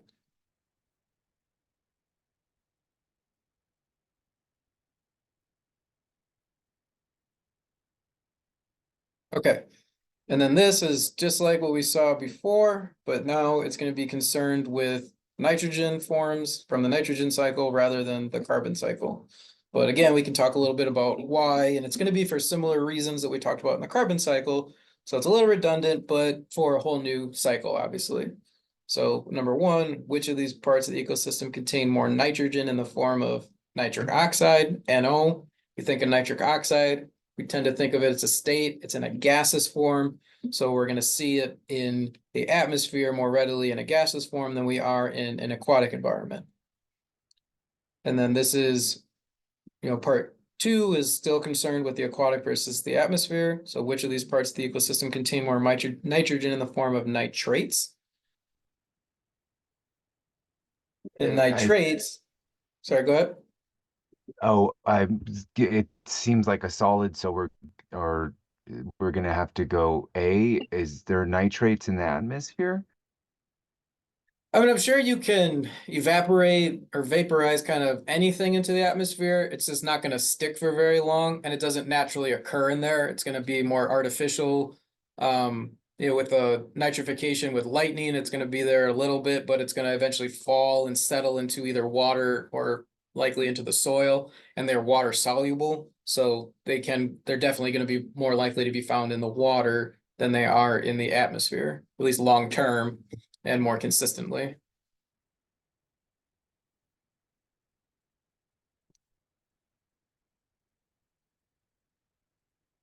Yeah, so this is still with these top two figures. So which of these parts of the ecosystem will contain more nitrogen in the form of NH4, right? And that's our ammonium. And ammonium, again, this is just, it is going to require a little bit of chemistry background. So knowing that ammonium is water soluble, we tend to find it in soils or water. So it's going to be sorry, I said it the opposite. So this is in Yeah, the form of because NH4. the only thing that is a gas in nitrogen cycle is nitrogen and nitric oxide. Is that correct? Yep, it is. I was saying it right, but then I must have marked this wrong. Oh no, The answer that's is all A. good. Yeah, you're correct in what you just said. Sorry, I got a little lost in my head because I saw B and my brain is telling me no, that's wrong for the reasons I just stated. So what I said out loud was correct. I must have marked it wrong when I went through this before. Huh. But the answer is A. We do find ammonium in the water, and like you said, the gaseous forms is going to be nitric oxide or nitrogen gas. Those are really the only times we're going to see them in the atmosphere. So ammonium, again, is going to be in water. It's water soluble. It's A. So I think, like what you just said, fits right here, number four. Which parts of the ecosystem will contain more nitrogen in the form of N2, nitrogen gas? That's going to be B, in the atmosphere. And then five, I got to scroll down to make sure we're on the right figures.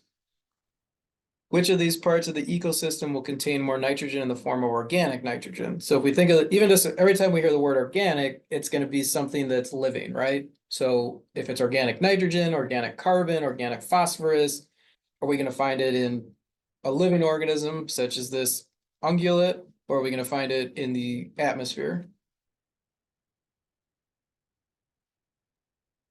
Definitely the ungulate, I Yeah, so think. we'll find it in this little deer. I don't know its name, but yeah, in the living organism,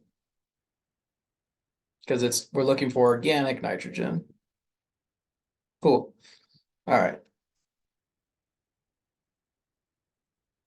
And then this is kind of the same, setup, just another round of practice for us. So, but let's scroll to the feedback one so we can be sure that I didn't mark it wrong like I did on the previous one.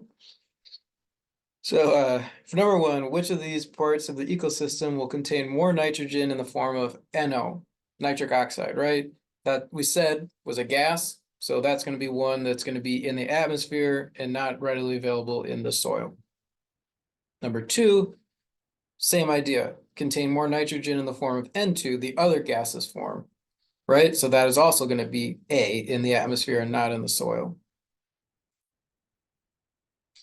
The number three, which of these parts of the ecosystem will contain more nitrogen in the form of nitrates? Where do we talk about finding nitrates? In the soil, right? Because it's good for plants, it's healthier soil. The bacteria have to produce these nitrates during the nitrification process. We can also get it with the lightning, but that's going to be a more rare instance. You know, bacteria are doing nitrification daily, but regions are not experiencing lightning storms very frequently. I mean, they might get several a year, but it's not going to occur generally on a daily basis. So that's why this would be B in the soil. So which of these parts of the ecosystem contain more nitrogen in the form of organic nitrogen? So is that going to be the soil, right, or the air? Where do we think we'll find more organic nitrogen and higher concentrations? Like the deer, I think in the soil, because it's, yeah. Yeah, no, I would agree, right? Because everything that's decomposing, plants are growing in the soil, animals burrow in the soil, yeah, of course, birds are flying through the atmosphere, but there's more organisms in the soil than there are in forms of organic nitrogen in the soil than there are readily available just in the atmosphere. So B will be that answer. And then again, which of these parts of the ecosystem contain more nitrogen in the form of ammonium? That again is related to the soil. It's a product of the bacteria. So that's going to be B as well. Okay. Any questions about the nitrogen cycle?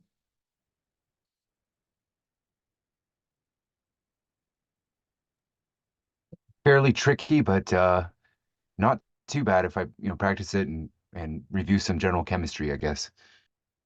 Yep. Sounds good to me. All right, so last cycle, getting through it, phosphorus cycle.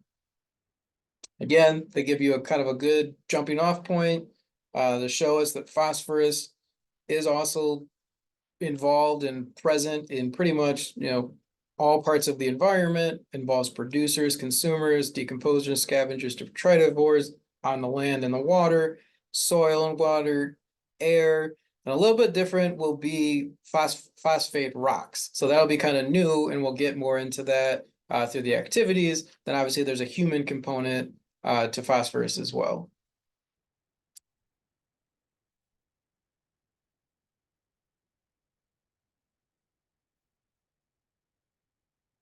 Okay, so then they do talk about the actual human impact.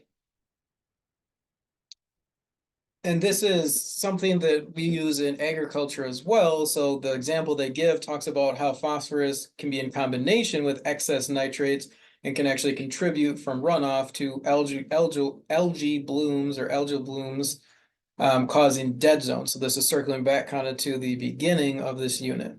So we get them from humans purposely putting them out there for crops, and then they oversaturate it with fertilizer. There's runoff, gets into the environment and over fertilizes and kills off certain areas, like we saw with nitrogen. Another example they gave actually was very specific, was detergents used to contain a lot of phosphates in them.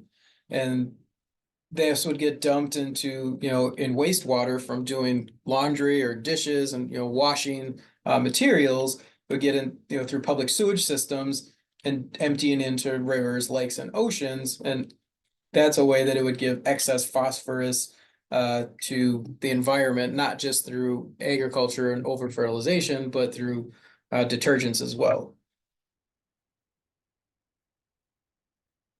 And this kind of just shows a map of where a lot of the phosphates come from, and not surprisingly, a lot of coastal regions where there's high populations, because that's how it's getting more into the waterways.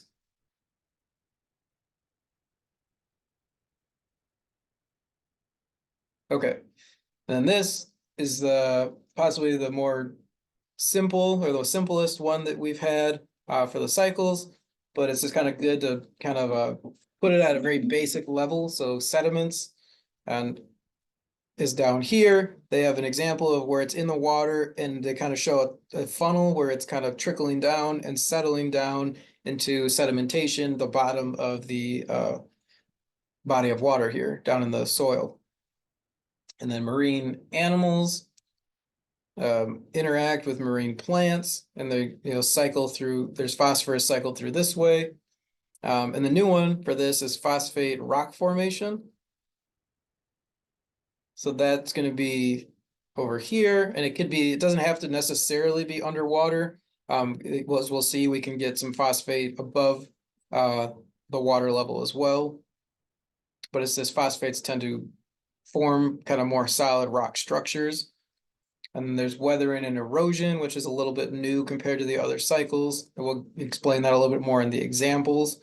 So the erosion, obviously, weathering is from rain and wind, and erosion can be from the water and wind blowing on the soils or on the rock formations. And then we have dissolved phosphates. So that's going to be part of this whole, what the marine plants and animals, how they're absorbing them in the aquatic environment. They have to be dissolved first to be in that environment and then absorbed within that environment.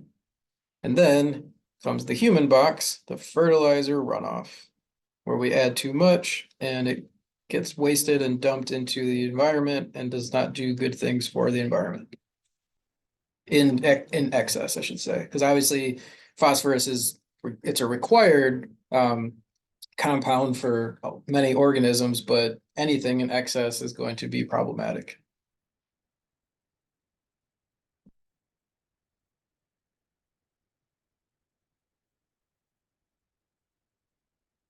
Okay, so then the activities, same setup. Some of it's gonna have some, overlap. Some of it's gonna be a little bit different. So if we start down here, we have our dead fish, right? So it's decomposing. So decomposition of organic phosphorus. So that's, shouldn't be hard for us at this point with what we've practiced. But we have the water. So this is our waves. Not really good picture of waves, to be honest, because there's no white cap, so it's not really showing that they're breaking in with the air. But this is our circulation of phosphate. So, and then this is a new picture, right? So we have rock structure here. So, but you can see from the rocks, there's a lot of weathering on it, right? So it looks like there's either a combination of wind and water erosion on the rocks. So this is going to be our weathering of phosphate. And then here, it's a little different from the previous one, so try not to get this confused for the exam, but assimilation, they're saying where it's absorbed is at the root level for these plants. And then this goes back to our first cycle where we were talking about carbon, and the production of organic phosphorus also comes at the cellular level. It's like where we got glucose, or our organic carbon. And then this is similar to carbon as well. This is the storage of phosphate, where it falls as sediment and gets stored underneath bodies of water. And then this is the one that overlaps probably the most, is consumption of organic phosphorus.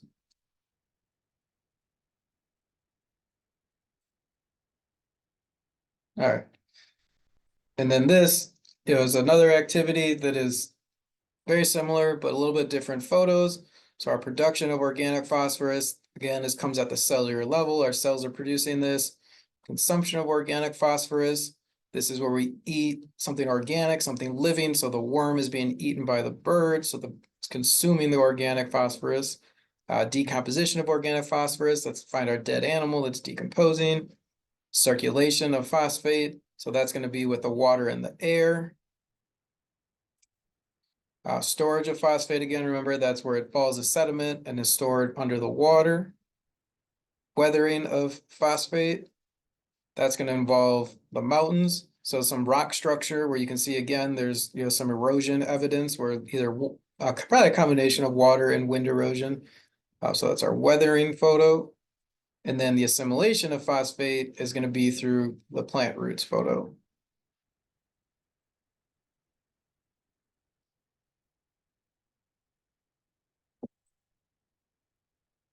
Okay. And then with the phosphorus cycle, I believe they kind of interchange, so they don't give us the activity with the chemical compounds, so that's a hint that you won't have to recall them, from the chemical compound for phosphorus. I didn't write the section, so they decided to change it a little bit. But just, like I said, it's kind of a hint, but what they do is they kind of substitute it with this next couple sections where we talk about how weathering affects nutrient cycles, how decomposition affects the nutrient cycles. Um,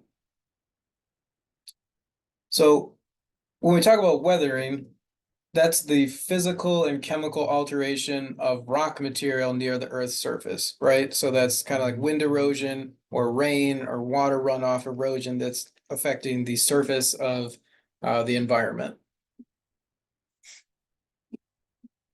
And that can affect pretty much anywhere in these different life cycles, right? It's going to affect it at the surface with plants. When animals die, they're going to be on the surface, but sometimes they can get buried, so they can weather differently depending on where they are in the environment. If they're below the environment, they're not going to be weathered as fast.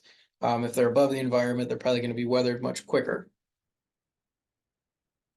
And this kind of shows some weathering systems and how it kind of, essentially breaks down the rock structures of these mountains, and then just different locations that they've looked at, different weather systems. Okay. And then the last thing that I want to go over from this section, we made it all the way through, is this decomposition affecting nutrient cycles.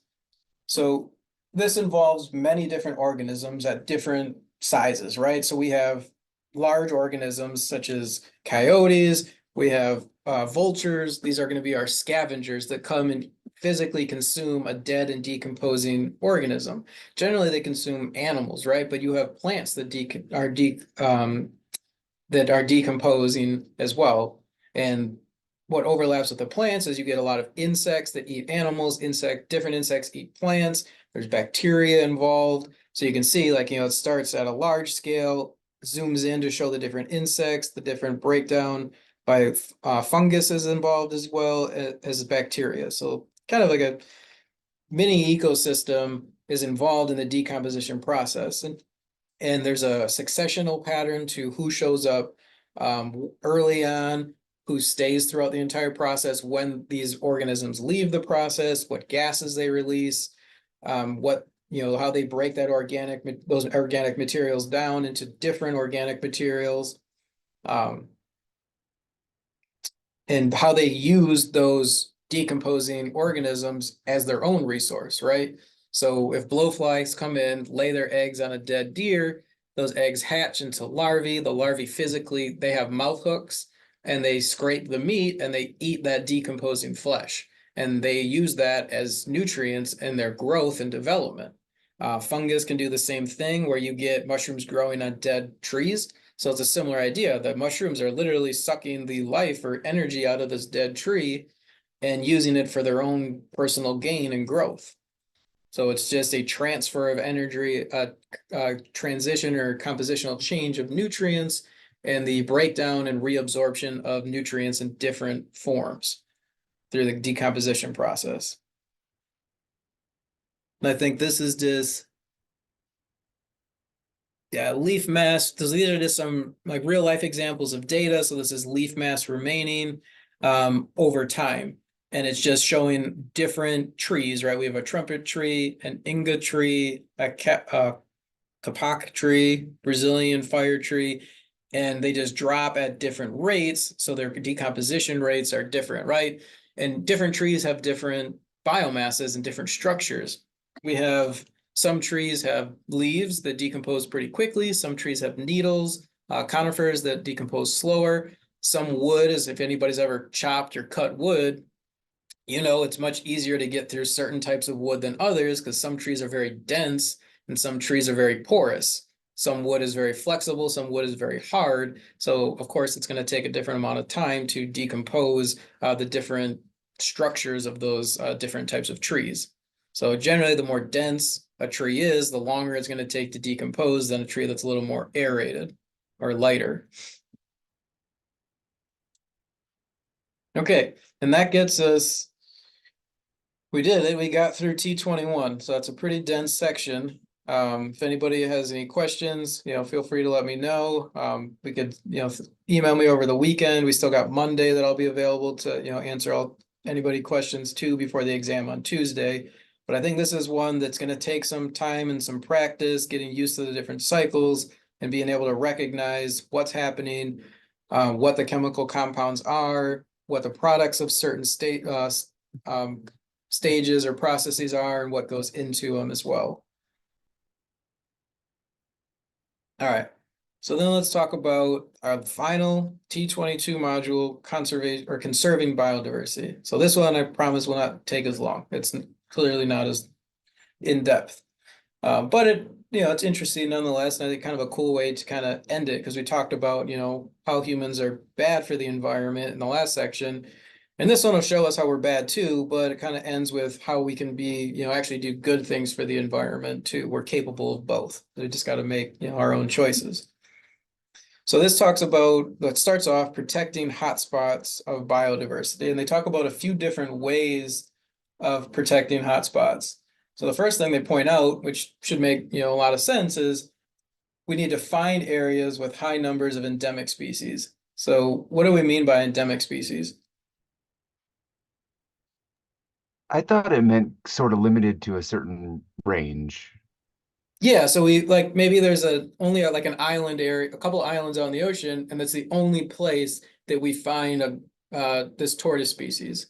So they're not uncommon on those islands, but if those islands had a volcano blow up, they would just kill all the turtles or tortoises because that's the only place we find them. Yeah, so they're restricted to a specific limited range or a limited area. So um, they're protecting them is important because if we don't protect that area and they get poached or burned or that area gets turned into, shopping centers, that species is going to go extinct. But if we protect the area, they'll be fine, or they'll have a better chance of surviving, I should say, not necessarily be fine. But yeah, so one is finding areas with high numbers of endemic species for the reasons we just discussed. Another way that they look at protecting biodiversity hotspots is to focus on areas that have high species richness without focusing on endemic species. So why would it be important to focus on an area that has high species richness, such as like maybe the Amazon rainforest? There's a lot of species there, so they're doing great, obviously. Why would we care to protect that area? Is it just because it has so much species richness and it could be a source? Oh, I'm not sure exactly. I thought maybe just because there's so much there. No, I think you're on kind of where I was thinking too. That's definitely it's a source population, right? There's a lot of source populations in that area because of the high levels of species diversity. But if we let our best and most productive area die due to deforestation and construction, we're going to have massive die-offs of species. So if we want to see biodiversity drop really quickly, we would kill the hot spot areas where we find the most diversity. So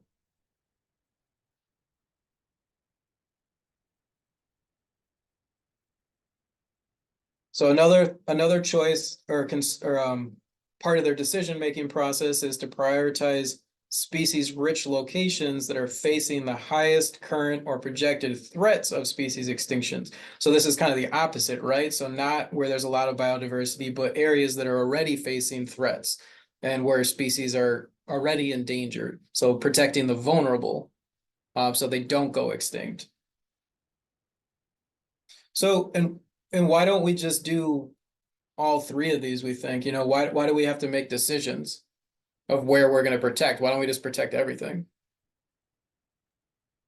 It's almost like triage. There's so much to do, and there's limited time and limited resources, and we want to get the most bang for our buck for Yeah. the species. Yeah, I think you've definitely hit one of my thoughts is that, yeah, we have limited time, limited resources, limited manpower, so we can only do so much. But also we're humans, it's a compromise, right? Like I like to live in a house that has a yard and air conditioning and, a grocery store to make my food. So for that lack of better word, selfish survival reasons, we have to allow some development and destruction of certain properties. So we can't say like, we're not going to go back in time as a society. It's just not going to happen where we all live off the land and do minimal damage. Like we're too far as a species, as humans, are too far gone, however you want to word it, that we're going to have to, some compromise is going to have to be allowed and some development is going to be allowed. The human population on Earth is increasing, so we're going to need to develop more areas and build more homes and destroy more forests to make more fields for agriculture, possibly. So there's definitely some trade-offs happening and some compromises. So a lot of reasons why we're limited in what we can do.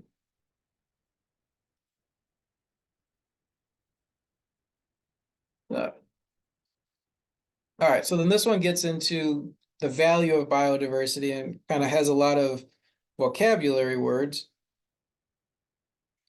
So let's go through these. They start off by talking about instrumental value, and they describe this as it focuses on the economic values that species can provide. So what were some examples that they provided? Like, where do we get economic value out of nature, monetary value out of nature? Well, like lumber and farming and water, even maybe. Yeah. Yeah, they hit lumber for building, crops for eating. I don't think they said water, but I agree we sell it by the bottle, so we've monetized water. It's very obvious and clear. Um, yeah, so instrumental value is economic, monetary values that species provide to humans. Intrinsic value is kind of the opposite, right? Where it recognizes that species have inherent value that is not tied to economic benefit. So an organism has importance because it is alive. It deserves to be alive and persist as a species. And then they talk about some four different services, right? We have provisioning services. So these are the ones that benefit biodiversity and provide products that humans use, such as lumber, fur, meat, crops, water, and fiber. Um, and then talks about how humans use artificial selection, such as domestication of plants and animals, to further our benefit from them, right? So we've modified corn quite a bit. I think is it on this page? No, it's on a future page where they had a picture of corn and how we get more kernels on it. They're fatter, like bigger kernels with livestock. We make them dependent on us and we make them bigger, so we get more meat out of them, we get more milk out of them, we get more reproduction out of them to get more resource for humans on a monetary and level. All right, then it talks about regulating services. And these are benefits of biodiversity that include things like climate regulation, flood control. So swamps could be a good one where they can absorb water, um, uh, prevent flooding, water purification. So again, pulling toxins. So plants pull toxins out of water a lot so they can help purify water. So some of the examples they gave were wetlands absorb large amounts of water to prevent flooding. I guess that's where I was thinking. And prevent dry off during rainy periods. So there's also cultural services then, and these are benefits of biodiversity that provide aesthetic, spiritual, or recreational value. So some of the examples they talked about are cultural services that include benefits humans obtain, such as like hiking trails or when they're camping, boating, or bird watching. So they get enjoyment, aesthetic value out of the beauty of nature or cultural benefits. Um, And then the last one is supporting services. So this is benefits of biodiversity that allow ecosystems to exist. So it's very similar to provisioning services. The examples they give this one is for primary production, soil formation, and nutrient cycling. And the key takeaway difference that I get out of it is that these processes are essential for the existence of species and ecosystems, where provisioning services are beneficial to ecosystems, but not essential.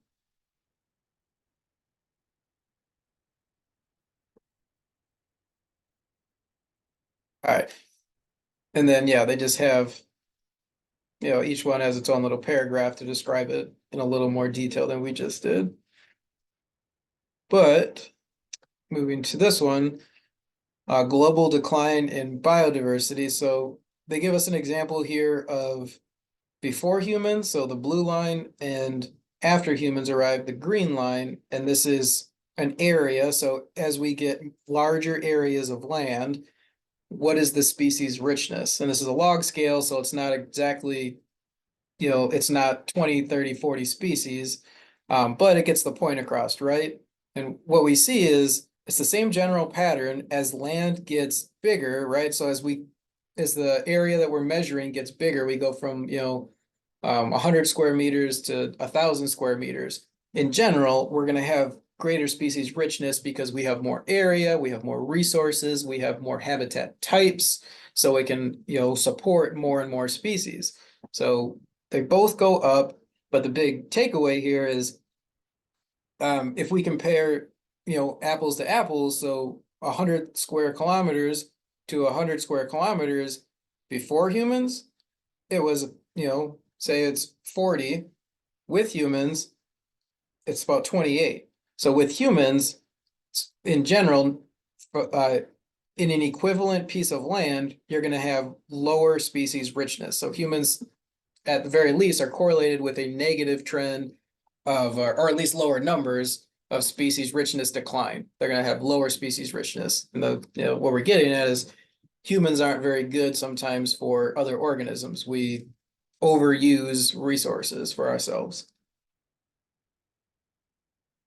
And then this gives us an example, breaks it down a little bit more by different types of organisms. So conifers, type of tree, birds, reptiles, fish, amphibians, and mammals. And it tells us, what percent is threatened, what percent is near threatened, what percent is least concerned. And by threatened, what we mean is species that are likely to become endangered, but are not currently considered or listed as endangered, but there's generally some level of decline in their population, or at the very least, they're seeing habitat loss and they're predicted to have a population decline.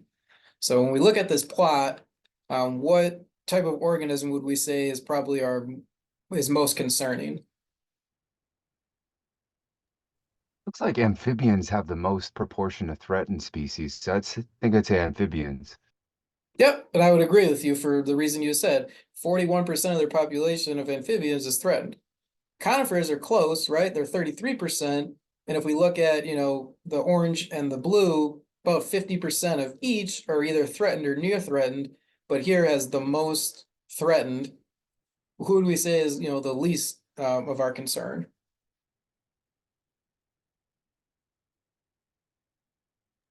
It's looking like least concern overall. Birds. Oh, Yeah, I would. fish. Well, 72%, 77.2 versus 77.3. And there's more near threatened rather than threatened, so tough call. Yeah, so I think, yeah, maybe fish because 18%, or no, we're saying least concern. So I would argue those two are definitely the top two for least concern. But birds probably are the ones of are overall least concerned because they only have 13% that are threatened versus 18%. But you could kind of argue a little bit either way, but my argument would go for birds for that reason. They have the least amount of orange, and their orange and blue combination is about equal to fish at about 22, right? Or 23. So I would lean towards birds in that argument. I agree. I think it's a difference between least concern literally and least concern overall. And least concern overall, birds, seems like. Yeah. Which or maybe a better way to word it would be which organism should we not focus our resources on out of these groups if they're limited resources? Birds seem to be doing not too bad. Not too Yeah, I great, would I would but say birds would be our last choice out of these six categories to dedicate our resources towards if we want to do it for the reasons that the fewest of them are threatened. They seem to be doing the best on their own.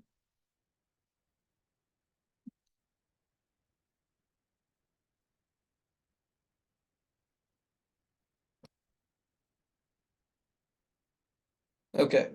And then it talks about global decline of genetic diversity. So what are some causes we would ask for the global decline of genetic diversity? So one of them is that we're getting less genetic diversity for several species because their population sizes are declining. So when you have less number of organisms per species, you're not going to have as good a genetic diversity. And then they talk about the bottleneck effect, which is an extreme example of genetic drift. Oh, and then they talk about how this happens when the size of the population is severely reduced. So remember, we talked about genetic drift in the past. This is particularly problematic for small organism or small populations of organisms, right? Because if you have, say, some type of trait, you have large beaks and small beaks, and it's 10 to 10 in the population for a given or species. They're on an island and you have some natural disaster, a fire or a storm, and it kills like 15 out of the 20, but only one of them has small beaks survives and four has large beaks that survive. Now you're gonna like that population is gonna drift and be pushed towards the large beaks that survived. And it's called bottlenecking when they get pushed towards certain traits or certain genetic traits because of outside events such as natural disasters. And they're particularly vulnerable if they have small population sizes. If we had 1,000 and 500 of each, and 200 or and 400 organisms were killed, we'd still have a lot of each likely that survived. So we would keep that genetic diversity higher and have a higher probability than if it's a small population. We also lose genetic diversity from inbreeding. Humans do a lot of artificial selection and artificial breeding to get certain traits, like in chickens. We want them to have a lot of meat on them, or we want them to lay a lot of eggs, right? So we're gonna inbreed until we get the desired traits. And what are some consequences of inbreeding to get the desired traits we want? Reduction in genetic diversity? Yeah, we get a reduction in genetic diversity, but we also get traits that we don't want, right? So they might not live as long. They might not, chickens can't really fly well anymore. We've kind of selected against traits, so there's trade-offs that we don't always intend for. Because when we do, they don't really get into it in here. So this is just more a little anecdotal side note. Like when you select for certain traits, you're not selecting for a single trait. A lot of traits are linked together genetically. So if you change one trait, you're gonna also change like three or four other traits with it. So you'll get the one you desire, but you might get a few other side effects that you don't desire. Or you don't and we don't care about it because if our chickens, if all we care about from an economic standpoint is that they're the biggest, meatiest chickens, but their beaks are small and they're not sexually attractive to mates, we can artificially inseminate them. So that loss in one trait but gain in another is what humans in that essence are looking for. So it happens in nature and it happens artificially through human intervention. And this is the corn example, I guess, that I was kind of referencing before, where we have, through selection processes, really changed the way corn has been produced.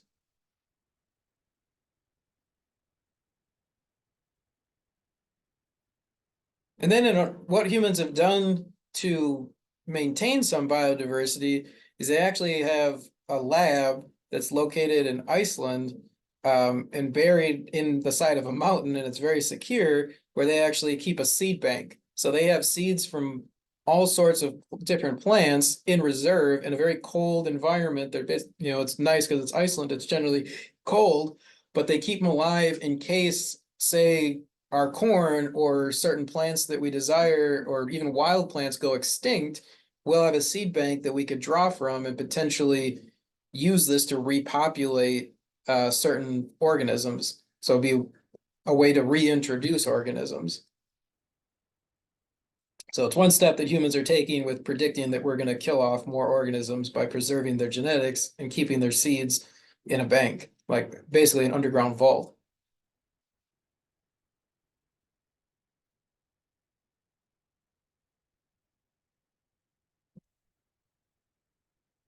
All right. And then we get into kind of maybe the little bit of the dark side of this section of what humans do. So habitat loss should be, the concept is pretty straightforward, right? It's where we destroy natural habitats for our own gains, right? So if we want to build, you know, a car dealership, we're going to have to, cut down part of a forest, destroy part of a field, lay concrete, and completely change that ecosystem, and it leads to habitat loss. And this generally stems from increases in technology, right? So we, built railroad tracks, we built roads all over the country, so we can access more of the country. We can use habitat loss for things like converted it into agriculture to feed ourselves. So we've converted a lot of prairie and a lot of forest into farmland in order to grow crops at a massive scale so that we could feed a massive population. And basically, at its core, it's just the destruction and degradation of habitats in the more natural setting. And some of the consequences of this that we've seen before, this leads to fragmentation, right? So you have a large continuous habitat that gets maybe cut up by a road, some agriculture, and now you have patches of that habitat. So if we remember what happens when we fragment habitat, we tend to get smaller populations of organisms. We get more edge. We get more less internal, like deeper forest habitat. So there's a lot of kind of downsides to fragmenting habitats. It leads to more likeliness or likelihood of populations going extinct. And the orangutan is one of the examples of we're destroying a lot of their habitat for certain types of oils. And then this shows a map of tree cover. So green is good, so that's where trees are currently covering. Blue is not very good because that's where tree loss has occurred, and a lot of that's due to human activity. And then tree gain is yellow, and we can see that's very sporadically kind of spotty over the environment. So there have been efforts to, protect habitat. Trees come back naturally, protect habitat by replanting trees. But we still have, it's definitely something to be concerned about and keep pushing for. And another thing humans did, or do, I should say, is overconsumption, right? So we got to eat, and a lot of times humans take the path of least resistance.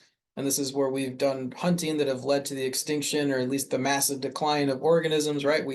Early settlers found dodo birds down in the Galapagos. They were really easy to capture, not very afraid of humans, couldn't really fly well, didn't have defenses, basically ate them to extinction.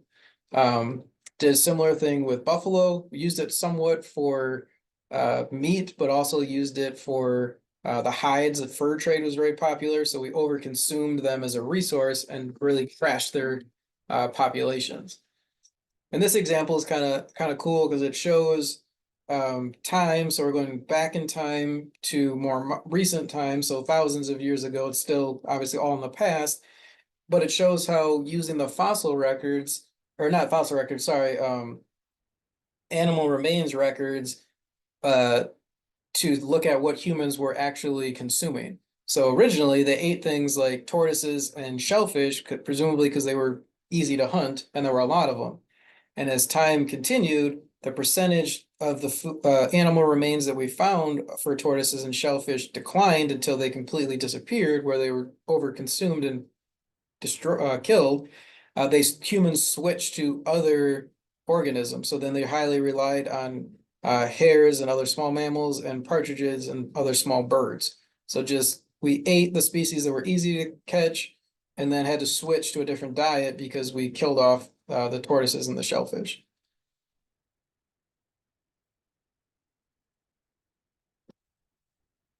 Okay, then this is introduced species, which we've already talked about in or in our last exam. We defined what an introduced species is, but to remind us, right? So an introduced species, another name for it is a non-native species. So that species get introduced all over the world from their habitat to a non-native habitat. So they get transplanted. Sometimes this happens on accident. We get stowaways that hide out or get especially through like shipping mechanisms. So they get on boats and trains and airplanes and in cargo ships, and they get sent with the cargo.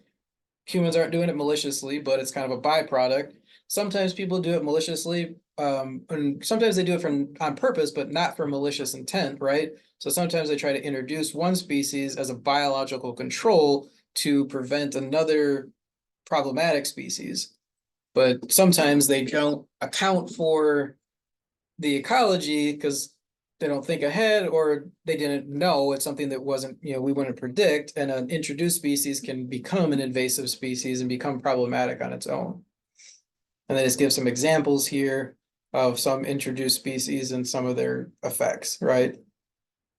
And this can happen across terrestrial, aquatic, or any kind of ecosystem.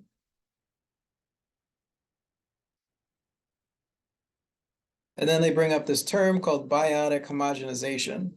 What they mean by this is, so it talks about, when the unique species compositions originally found in different regions slowly become more similar. So we can kind of think of this back to our first unit in this exam of the Jacari index, when we're measuring, comparing different ecosystems or different environments of what has unique species and what doesn't have unique species, or how similar they are, dissimilar.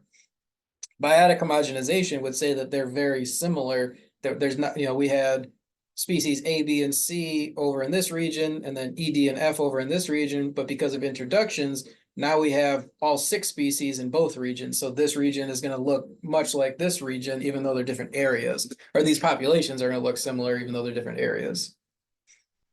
Which can be problematic because they can turn into invasive species, and especially if one is a dominant competitor, it might be, really popular over here, but not over with these organisms. If we move it over here, it's going to outcompete these organisms and take over both regions and tend to dominate.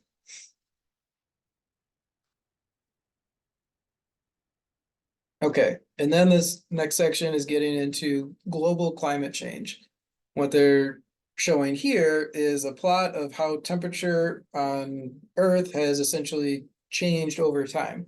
And since the late 1800s, the Industrial Revolution times, it's really been pushing for what looks not very big, right? I mean, it's changed from, negative 0.2 on average to 0.8, so about a 1 degree change, over the course of, centuries.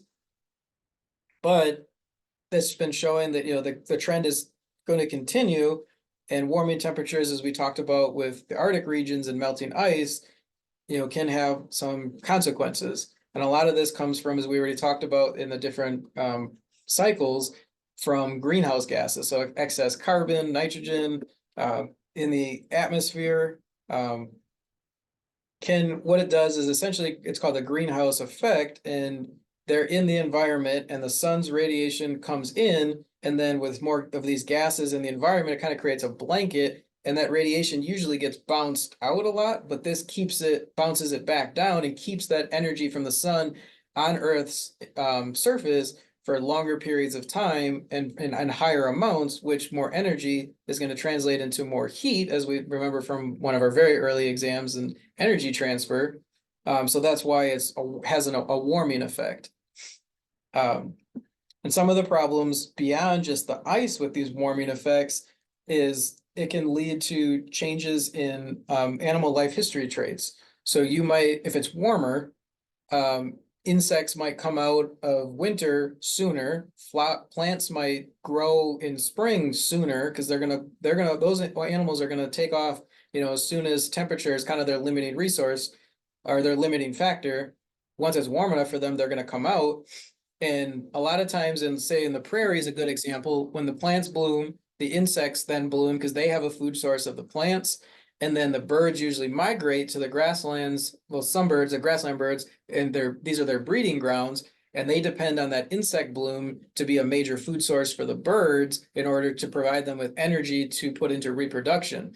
So we get these shifts in species behaviors. So if the plants and the insects come out early, and then that insect bloom is over, and then the birds arrive on their normal time, and they miss that insect bloom, they're going to miss out on a major food resource, and their reproductive output for that year is not going to be nearly as high.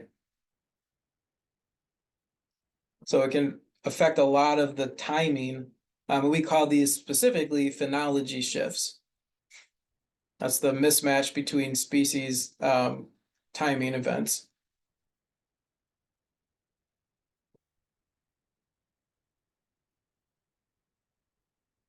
All right. Now we move a little bit into some maybe brighter light. So talking about protecting habitat and what we can do. And they just kind of give examples Pardon of me, different Dr. air. Rush, what was Sorry. So go ahead. oh, pardon me, we're on a delay. Um, what was that word that describes the desynchronization of life history? You just used that word. Phenology Is it shifts. vocabulary? Phonology. Okay, cool. Yeah, Thanks. it's in the text, but it's not a bolded term, I think. My search feature, I guess, No doesn't worries. work Thank on you. Cognos. Okay, cool. That's kind of, oh well. So we talked about, protecting the habitat at face value is good, right? Because it ensures that poaching can't occur, development can't occur, it leaves the land in, a natural state and allows organisms to flourish and persist without human interference in a good way. We're protecting them against other humans, right? But as we already have talked about, there's, limitations with this. A big limitation is resources. We only have so much manpower, we only have so much time, we only have so much um, money, so many tools that we have to make tough decisions on what areas to protect and for how long to protect them and how we're going to protect them. Because you can put up signs that say, areas, protected, but bulldozers can run over signs, and if there aren't laws put in place and laws that are actually enforced um, with consequences that people are willing, afraid of, the protection is not going to have as severe of effect. So there's lots of decisions and limitations and requirements that go into the whole idea of protecting resources or habitats. And then this kind of leads into, well, before we get into the next section, sorry, these are kind of interesting charts, I think, because it talks about the percentage of land that's protected over time. So starting from the 1960s, there's almost nothing that was protected. And then getting into the late 70s, we get some things that are protected. And then now the trend is to keep and protecting marine and terrestrial. Terrestrial, we had some protected, sooner than we did with marine, but at least it's a good trend that it's positive. We're protecting more and more land over time. So we're recognizing it as humans and we're actually doing something about it by listing land as protected more and more before we can even have a chance to develop it or destroy it.